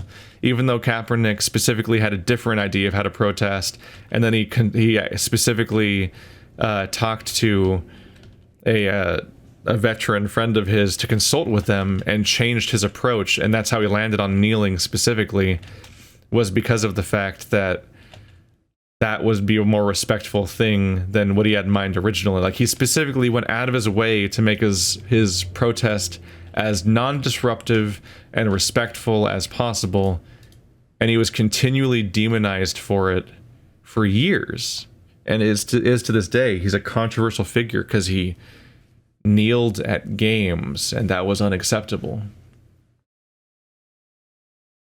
And so there's a Martin Luther King quote that says that that riots are the voice of the unheard. And people say that, listen to that one phrase just on its own, and they think, oh, okay, this is justification of riots via Martin Luther King himself. So case closed, right? But then he goes on to say specifically that he is against riots and he doesn't want them to happen, and he sees them as a failure, and like the riots are not a good thing to have. It's like, oh, okay, see, so riots are bad. But then he goes back again, and he still like this, because there's nuance and layers here. And in the same quote, he mentions the fact that, like, while riots are a failing, they're a failing of the society itself, and like, this is the voice of the unheard, and you need to learn from this, like who needs to be listened to, what is this great group of people that are being faced with injustice, and how do you address that, and to avoid this happening again. There's, paraphrasing horribly and all that, like, there's not a really clear answer there, as much as people want to when they crop the quote to get the exact answer they want. But, like, people have been protesting this subject, and it's been very clearly a problem for such a long time. One might say forever, because there wasn't really like a old time where it wasn't a problem. But things are, in many cases, just staying the same or getting worse on a regular basis. I say getting worse because we elected Trump, and that's just not a good sign for anyone in these situations. By the way, that's why MAGA is seen as another dog whistle, another gross aspect. Make America great again. What past America is supposed to be a good time? Do we want to go back to the Red Scare and the Cold War? Do we want to go back to World War II? Do you want to go back to slavery times? Like, what past perfect era of America was there? Was it the 80s and 90s?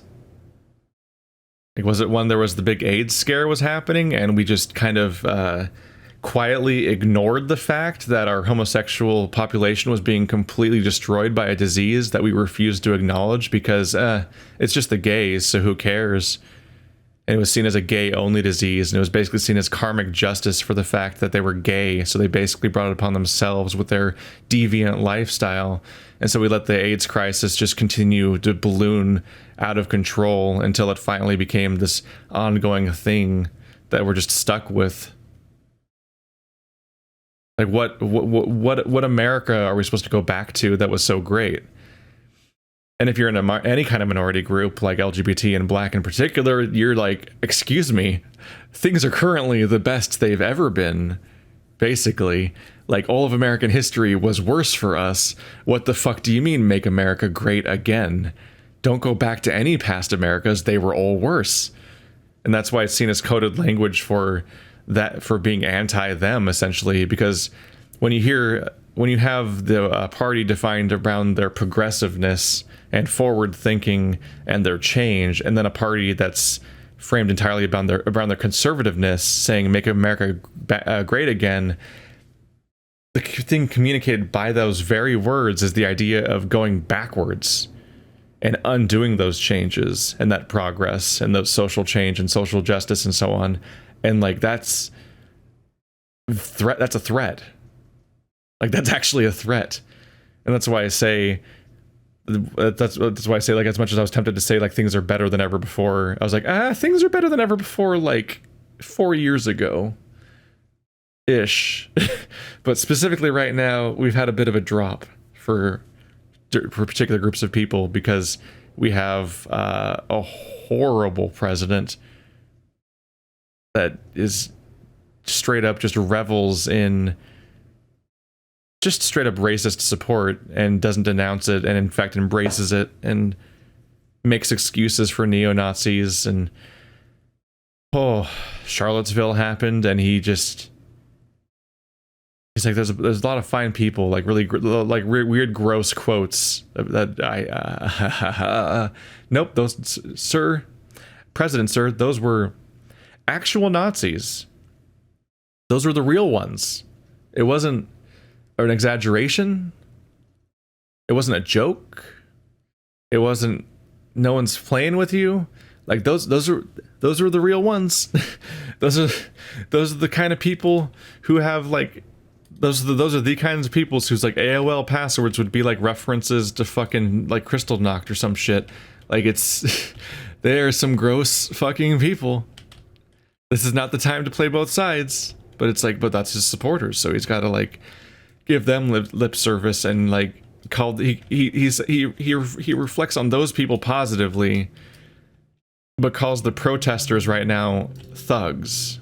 Like he's so much quicker to denounce like these protesters than like the actual neo-Nazi rallies that were happening on American soil under his watch.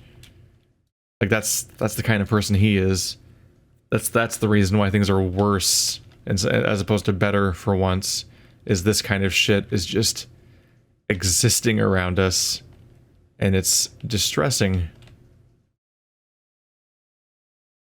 I'm off topic in a bunch of ways right now. There was, I mean, that suggests there ever was a topic, I suppose. I don't know. I don't have a particularly straight line through this subject of how to go through with it, and so on.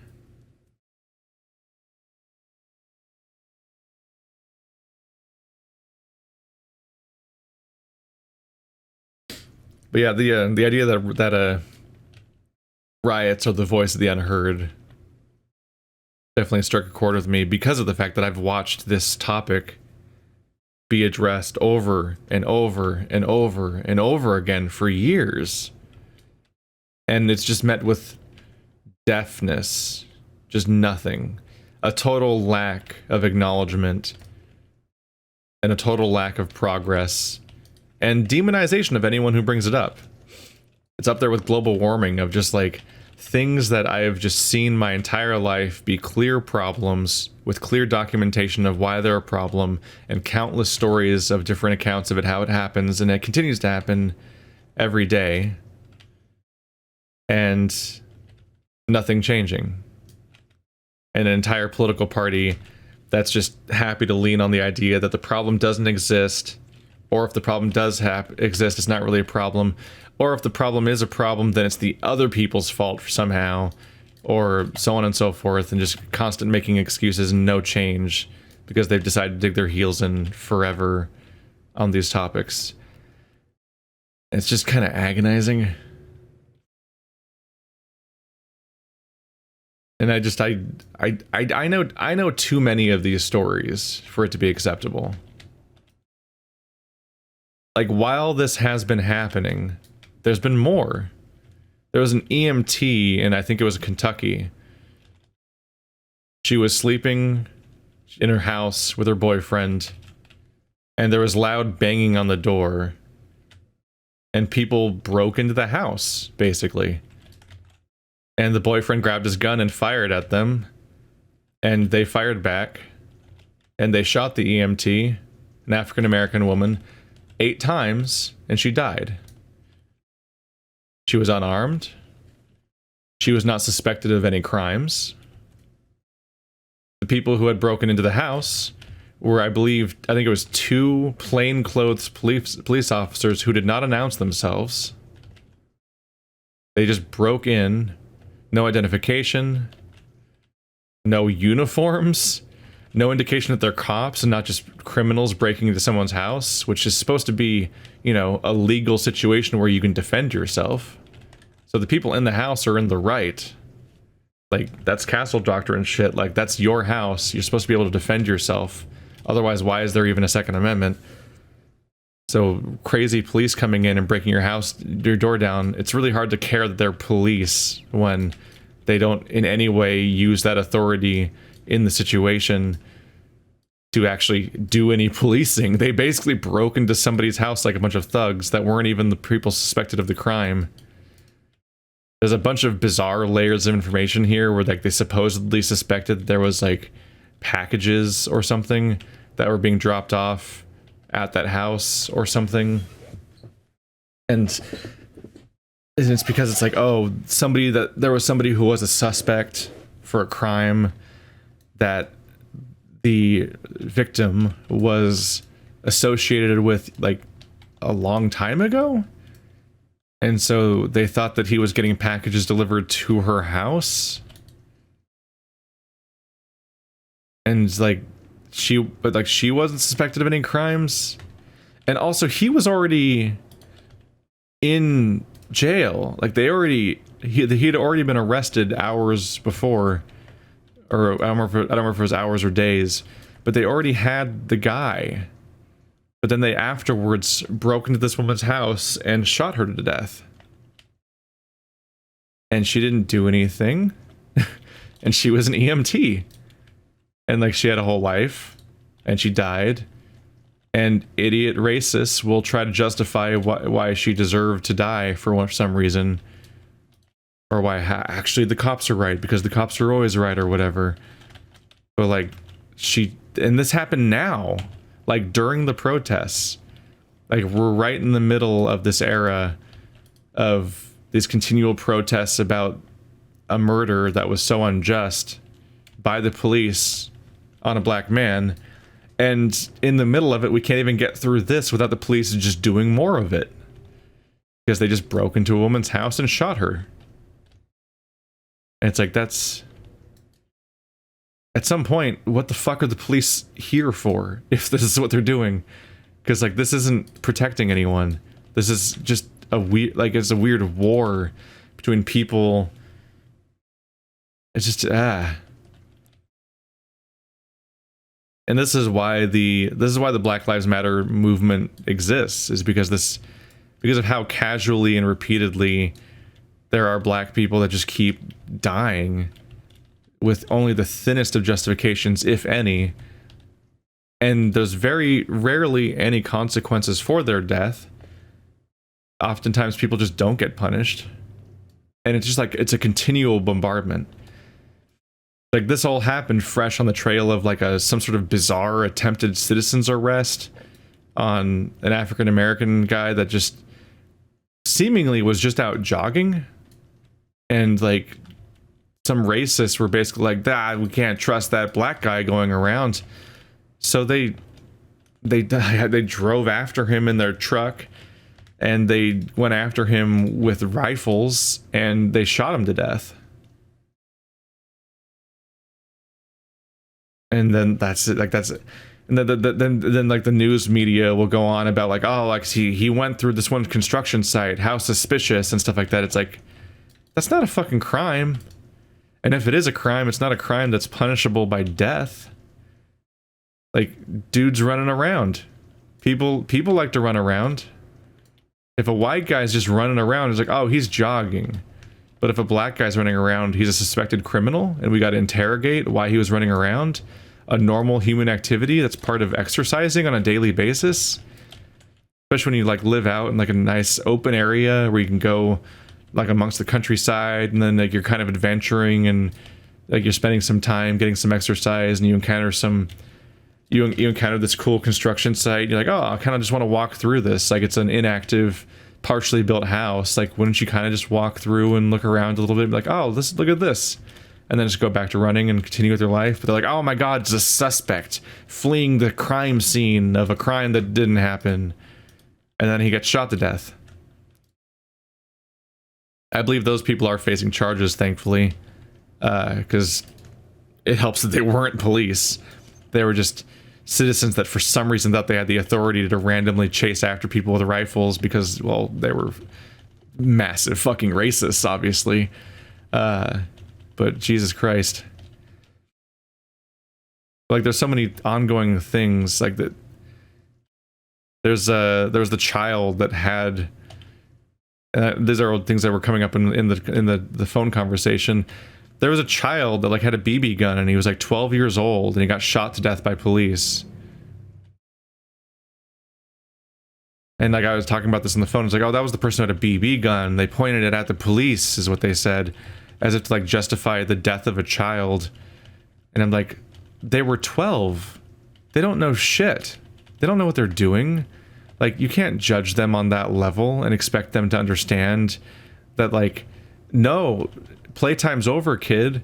Your life has been innocent until now, but at this exact moment you have to suddenly understand that you will literally die if you make the wrong move, because police are so dangerous and so easily threatened that you, 12-year-old, if you make the wrong move right now, will be executed on the street.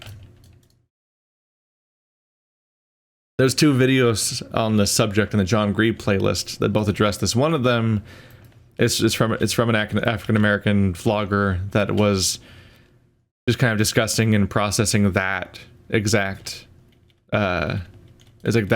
case, and they were talking about how like they know somebody that's that age and that height, and like they can't process the idea of like the media justifying their killing. I think it was their brother or their cousin or something. Like they were thinking about like they know somebody who could have been that kid, just an innocent kid that gets executed on the street, and then everyone just justifies like, oh, you know, because like one of the things that came up was like, oh, he was very tall for his age was the thing that came up, and they think, and so like they thought about like, oh, their 12-year-old family member, like they're kind of tall, and like he kind of breaks down crying about this like subject of like having to process this idea. This is why Black Lives Matter is a movement, because you're continually like I freak out hearing this shit, and it's like as an abstract outside concept. Like it's like it's an injustice, but it's an injustice that feels alien. It's like learning about history or the world around you. For me, it's like when you hear about like the way that like it's like when you hear about the Hong Kong protesters or something like that, where it's like I can acknowledge that this is some form of like world information and injustice, but I don't feel it on the visceral level of this is me and this is about me. But it still freaks me out, and the sheer density of these stories freaks me out. And then I try to think about the next level of empathy, which is trying to imagine what it's like to live in a world where you feel targeted by all of this stuff, where you don't just think, oh, that's fucked up. You think, oh, that's fucked up, and the people it's happening to are my people, and it's going to and it could happen to me or anyone I know in my life. This is where we get to the other video in the topic, which is something that's reinforced by the hate you give, is this aspect of coaching children on how to not get killed by the police, which is another distressing layer, because I think about how like when I was a 12-year-old, I was like, wow, the Clone Wars is coming out this year, the second Star Wars prequel, I love Phantom Menace, I'm a stupid 12-year-old, and like everything was innocence and bullshit. I was like, what, a 6th grader? I hadn't even been in middle school yet.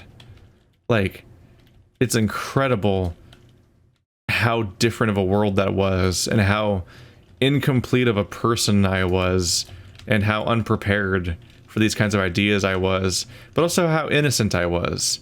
Because you ask 12-year-old me in particular, and I totally am like, oh yeah, police are great, and I trust them, and I would never be afraid of them for any reason, because they're the police, which are like, because I had like a cartoonish understanding of the police at that age, basically. And the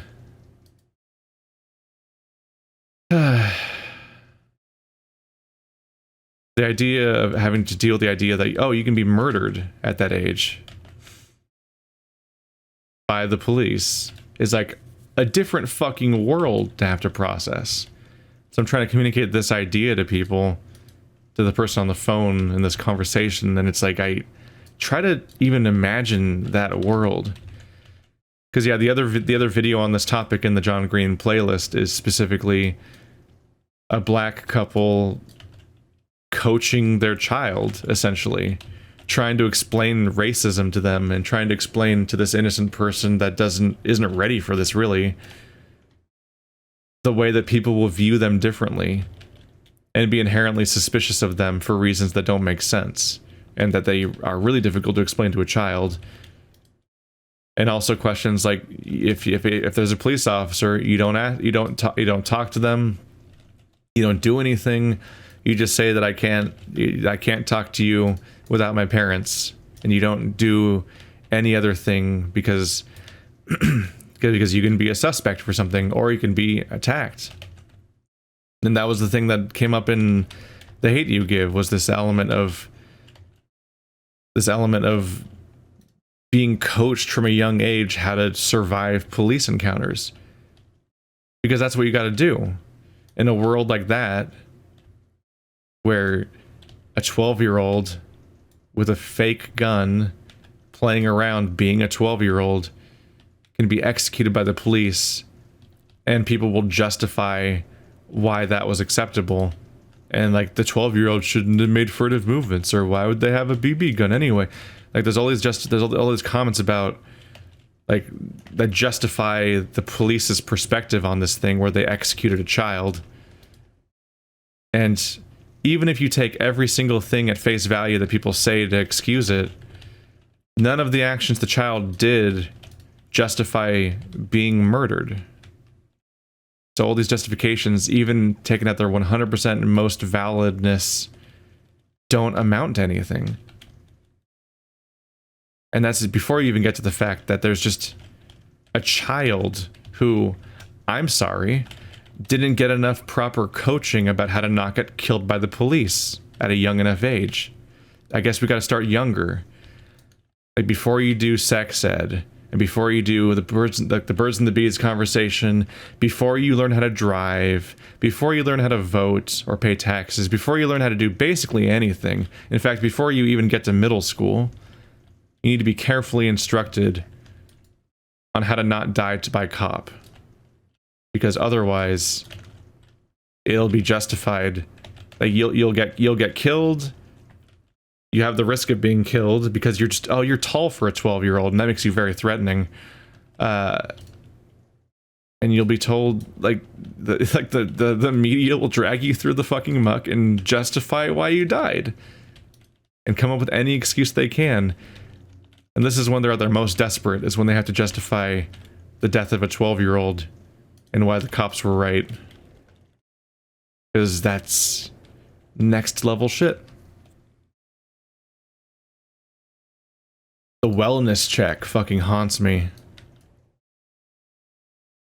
There was a mother with her son in their house,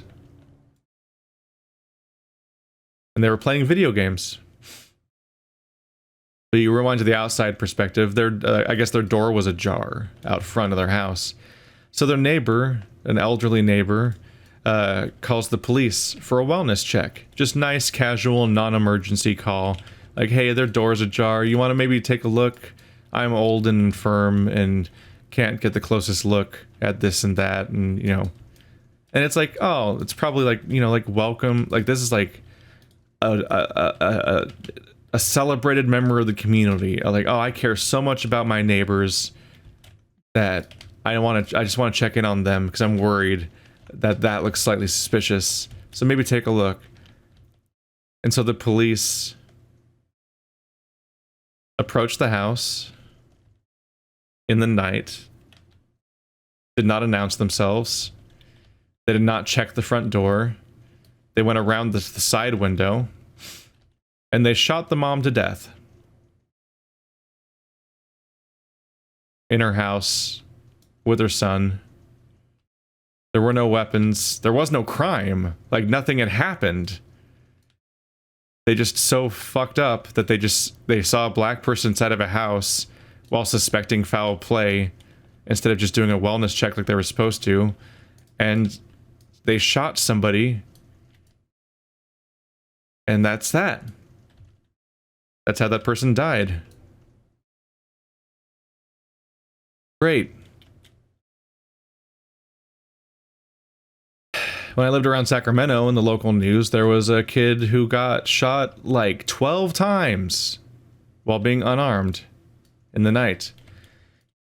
Now, he made a ruckus, and the person on the phone call I was talking to was happy to remind me of this fact. The fact that, like, he'd been, like, slashing tires and, like, beating on some cars and stuff. I haven't checked into it, but they were claiming that he like had been through a breakup or something, and he was emotional and making a mess and things. And like they bring this, like I brought up the fact that this kid was shot many times and all they had on them was a cell phone. But they brought up the fact that he'd been doing all this shit. And it's like, is that justification? Why do you, like, why you bringing that up? Like, well, that guy, blah, blah, blah, blah, that tone of voice as if it's supposed to excuse their death. But they had a cell phone. They didn't hurt anybody. And they weren't planning on hurting anybody. Is vandalism a death sentence now? A death sentence on a scale where you need to shoot somebody not just even once, but many times. Just a hail of bullets from a group of people, all shooting one person all at once. That's justifiable? That's what we're justifying now? That's what makes us like sleep comfortably these days? Like at worst, a bunch of people should be mad at him, and maybe he has to pay a fine or work off his debt to society. Like, he did property damage. And he ran from the police. He jumped a fence into, I think it was his grandmother's backyard. And he kind of thought that he just like, he had like successfully like hidden and just gotten away. And the police saw him with a cell phone, which they took for a gun. And even though they were not fired upon, and it wasn't a gun, they shot him over and over again. And I've heard so many people like justify on the police's side why this was acceptable.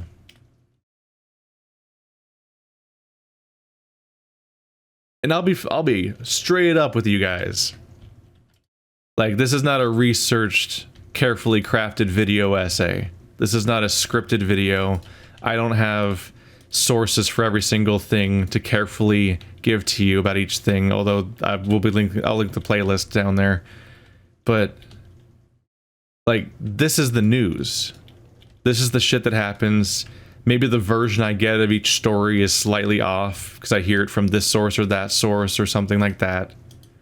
Sure. But once again, to talk about why Black Lives Matter is a thing, try to imagine this being the daily news about people like you, and you're being told all the time that this stuff is happening. You watch people like you die, and you see the flimsiest evidence that anything was even of wrongdoing to begin with, and you just kind of watch society collectively justify that person's death. And you see them dig through their photos and find the most suspicious looking one, which could have been a Halloween photo, or could have been anything else.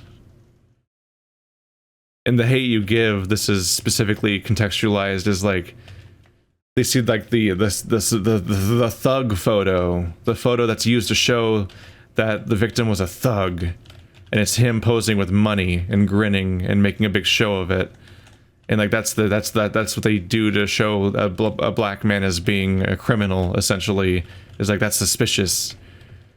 But from her perspective, she just saw like that's a friend of hers who struggled to make anything of themselves and struggled to make money, just being happy to get paid. They made money and they were proud of themselves and they were flashing their cash because like that was a celebration. And that gets recontextualized as a photo about why it was okay that they died. It's supposed to be their moment of triumph. And now it's like a mugshot.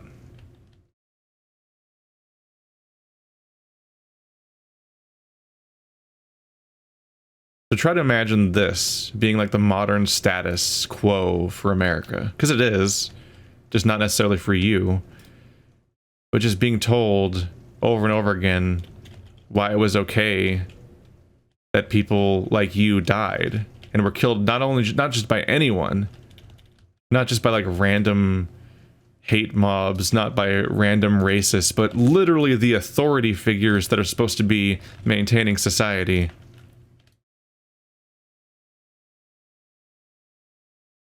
Like that's the biggest damnation there could be, isn't there?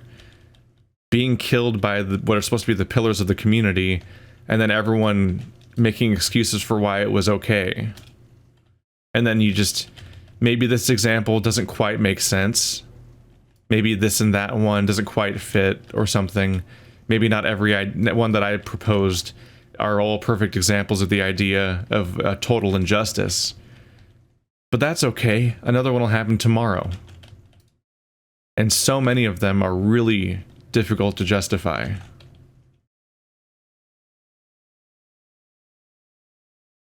There was a case where an African-American mental health worker was out in a park with a mentally compromised patient, one that just struggles to function on their own, and they're having kind of an episode, and someone called the police.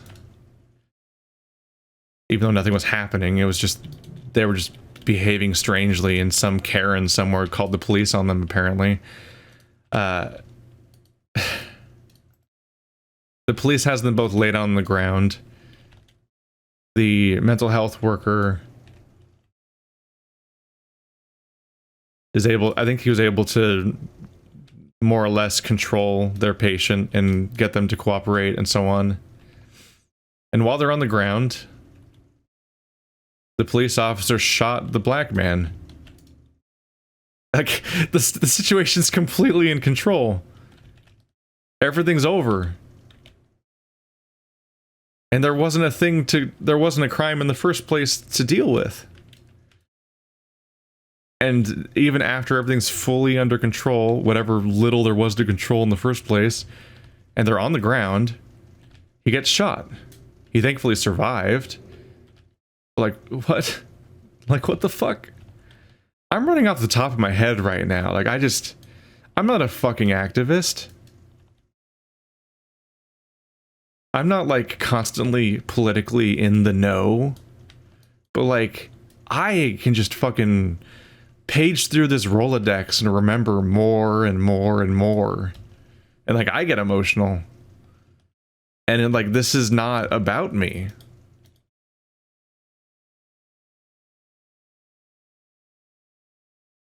This is about a completely different group of people than myself.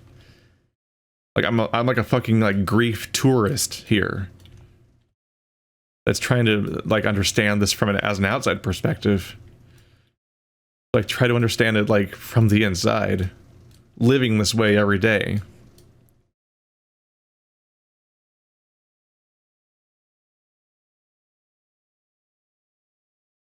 Like, that's why these kinds of movements exist.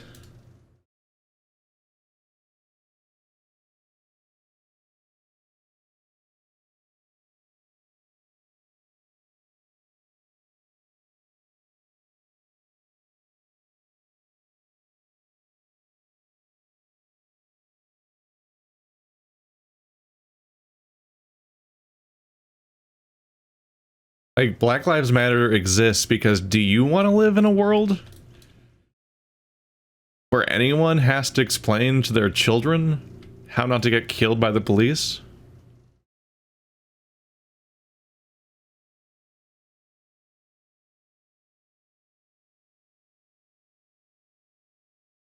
This is America. And that sentence feels like a joke. Like, all the time. Like, it's really hard to be proud of this. We're one of the worst countries about so many things.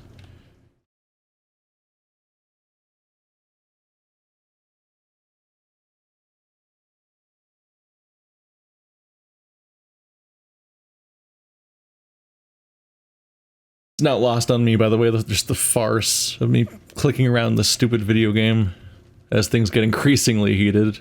I don't know, this is the format of the show, but this whole video feels inappropriate. I'm also white guy talking about racism.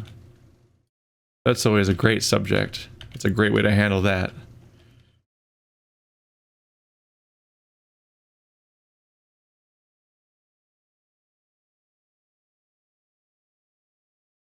There's also this fucked up aspect, which I will now, in a tone-deaf way, relate to video games. Like, people act like you can't like something and be a fan of something if you're caught, like, criticizing it and complaining about it. And, like, having all these things to say about it negatively, because, like, only true fans would just like things. And that's, like, how patriotism is handled. Like, the true patriots just are pro-America in all the creepy fascist ways. How dare you criticize the Pledge of Allegiance? That's not weird. Even though every time, like, as you grew up, you're like, oh my god, that was weird. That was really fucking creepy how I grew up doing a weird fascist pledge to my country every day at school. And, like, whenever I tell people from other countries about that, they're like, are you okay, America? What was that Starship Troopers shit you were doing as a kid? Like, no, the people that actually care about the country are supposed to be the ones that are criticizing it and talking about what's going wrong in it.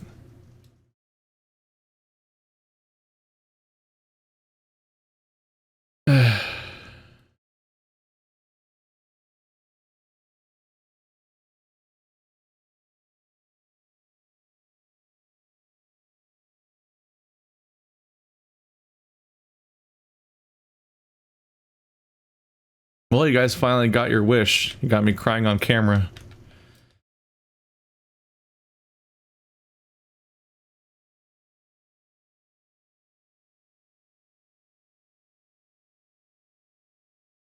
I don't know. I'll probably make this video public. It's not the scheduled time for a public Patreon video, but this is, like, kind of an important topic. Not that I'm some fucking magic authority on the subject, but, like, I don't know. Being a YouTuber is fucking weird. You get all this public attention, and you get a platform, and you wonder how you're supposed to use it.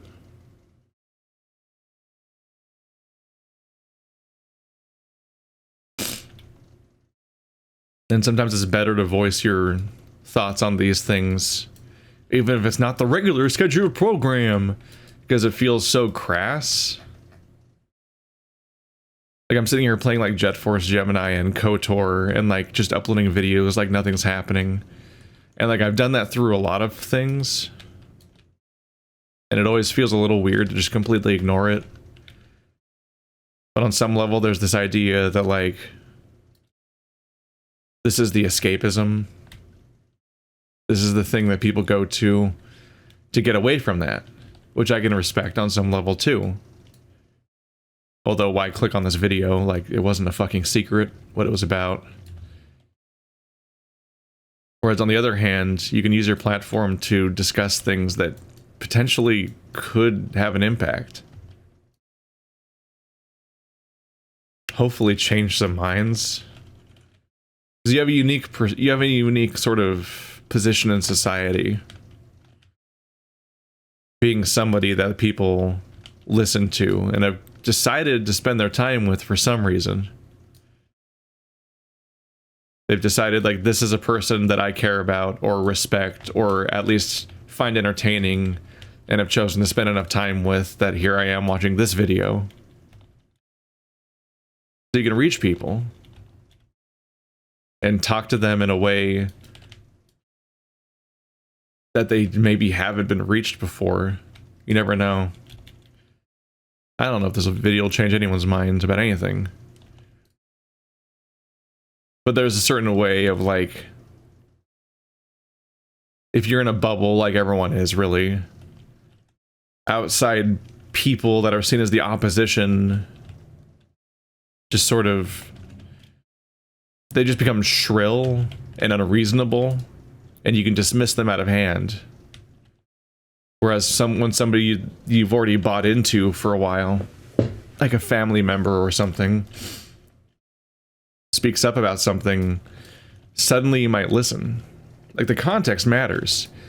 Like, something that stood out to me was the Joe Rogan podcast. There was the episode that had Bernie on it, Bernie Sanders, and the comments. Because of course I watched that episode. I don't really like the Joe Rogan podcast because he keeps platforming really creepy people. I also don't particularly like him necessarily, but whatever. I listened to the Bernie Sanders episode because I was curious about all that, and the comments, like they're fucking, their eyes are being opened because they thought that this was like some sort of unreasonable anti-American communist like nightmare man that was gonna destroy Western values or whatever, which itself is another fucking coded language thing, but let's not get into that one.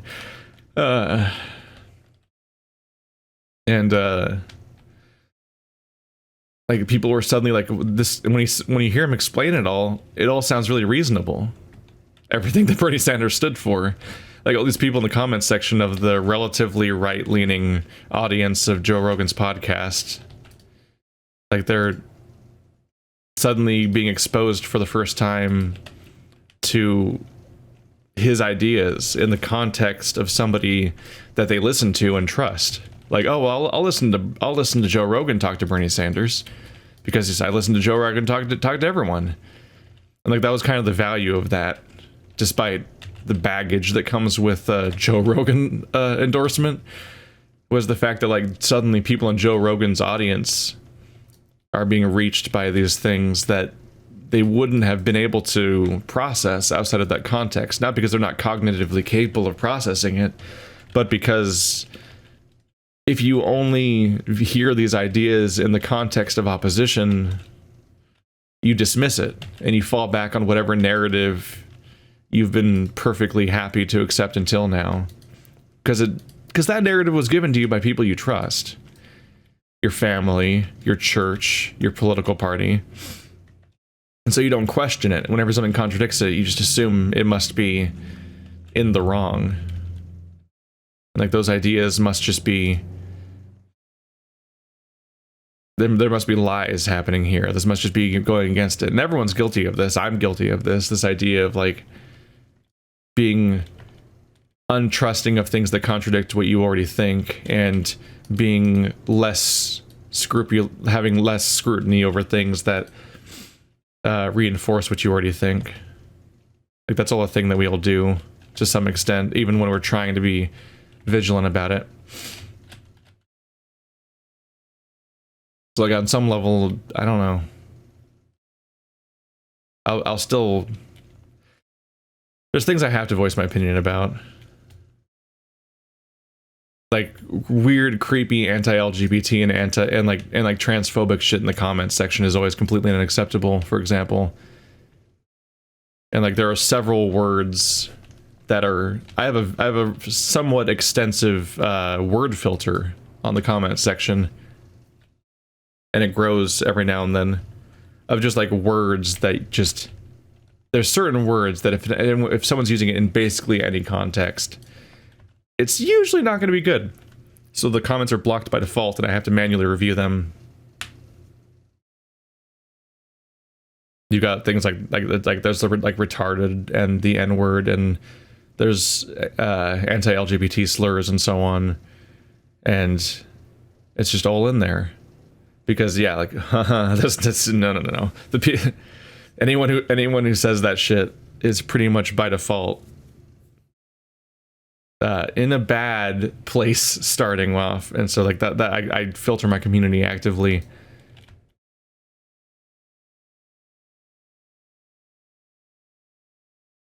I think retarded is probably the most borderline thing, where it's like this, just because the other stuff's so dark by contrast, that like that one is, I don't say it outside of the context of this where I'm talking about the word itself, because I don't think it's taboo just to use the word, to literally talk about the word, for example.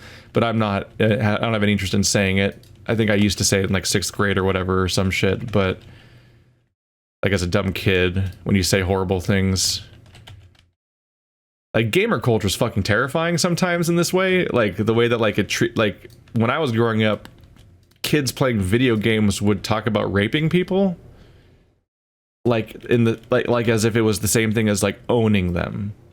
Like, aha, you got owned. It's like, haha, you get raped and stuff like that. It was like what 12-year-olds were saying online, playing Halo and shit. And it's like, okay, wow. So I've said some horrible things as a kid because it was completely divorced from like understanding anything I was saying. But you look back at this stuff, you're like, what the fuck? So sometimes there's certain things that are in the territory that can come up in the comments section where it's like, you don't instantly get banned, but the comments are blocked by default. And I'll probably delete the comment when I review it to not have people have to deal with that shit. But also not necessarily instantly ban you because it's like, oh, you're in the weird, creepy, immature, edgy gamer shit. But you're not saying like literal hate speech technically.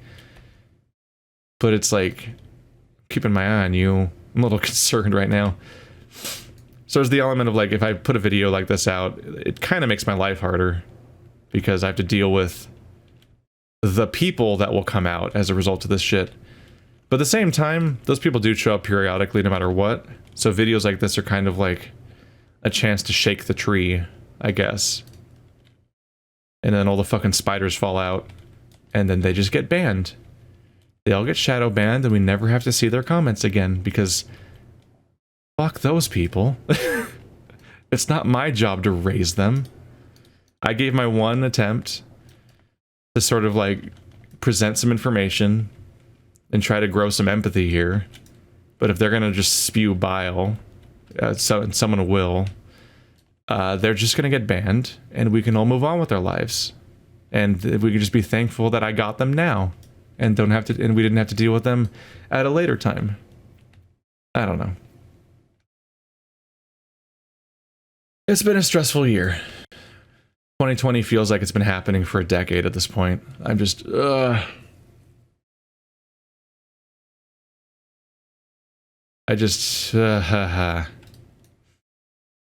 not, oh God, I just don't need this. I don't need the fact that the election's happening this year. I just don't need that. Like, turning 30 in the virus, like just hiding away in my house, being stressed about every time I go outside, having these things going on, and then having this new wave of this outrage happening on top of that. It's just the number of things. Shit has happened earlier this year that we just kind of forgot happened this year because it feels like it happened so long ago. And this very year is going to be the same year where we find out whether or not Donald Trump gets to be president for another 4 years or not. And that, if it goes one way, can be extremely rough. Not that we're exactly winning the other way either, because Joe Biden has a long history of really racist shit. Like, it's really unfortunate the amount of support he has. In particular, however the hell he got like a disproportional amount of African American support in the United States. I don't fully understand what's going on there. All I know is his record. He has a lot of really horrible quotes and really horrible votes and really horrible policies that are straight up racist. He's also not leftist, which is, I mean, there isn't a leftist party in the United States. We have a centrist party and a right party, and that's it. So you don't get to have somebody that supports leftist ideas when elections come around. So I guess I'm used to that at this point. But we didn't even get a good liberal. We got a shitty liberal. Like, this is a bad, out of all the choices we had, we got a pretty bad one in Joe Biden. And he's just weak enough and embarrassing enough that he might manage to somehow lose to just one of the worst presidents we've ever had. I don't know, I kind of pity you if you somehow think he hasn't been absolutely horrible. Because you found your bubble and you laser focused on it and you stuck with that shit at all costs, I guess. Because, man...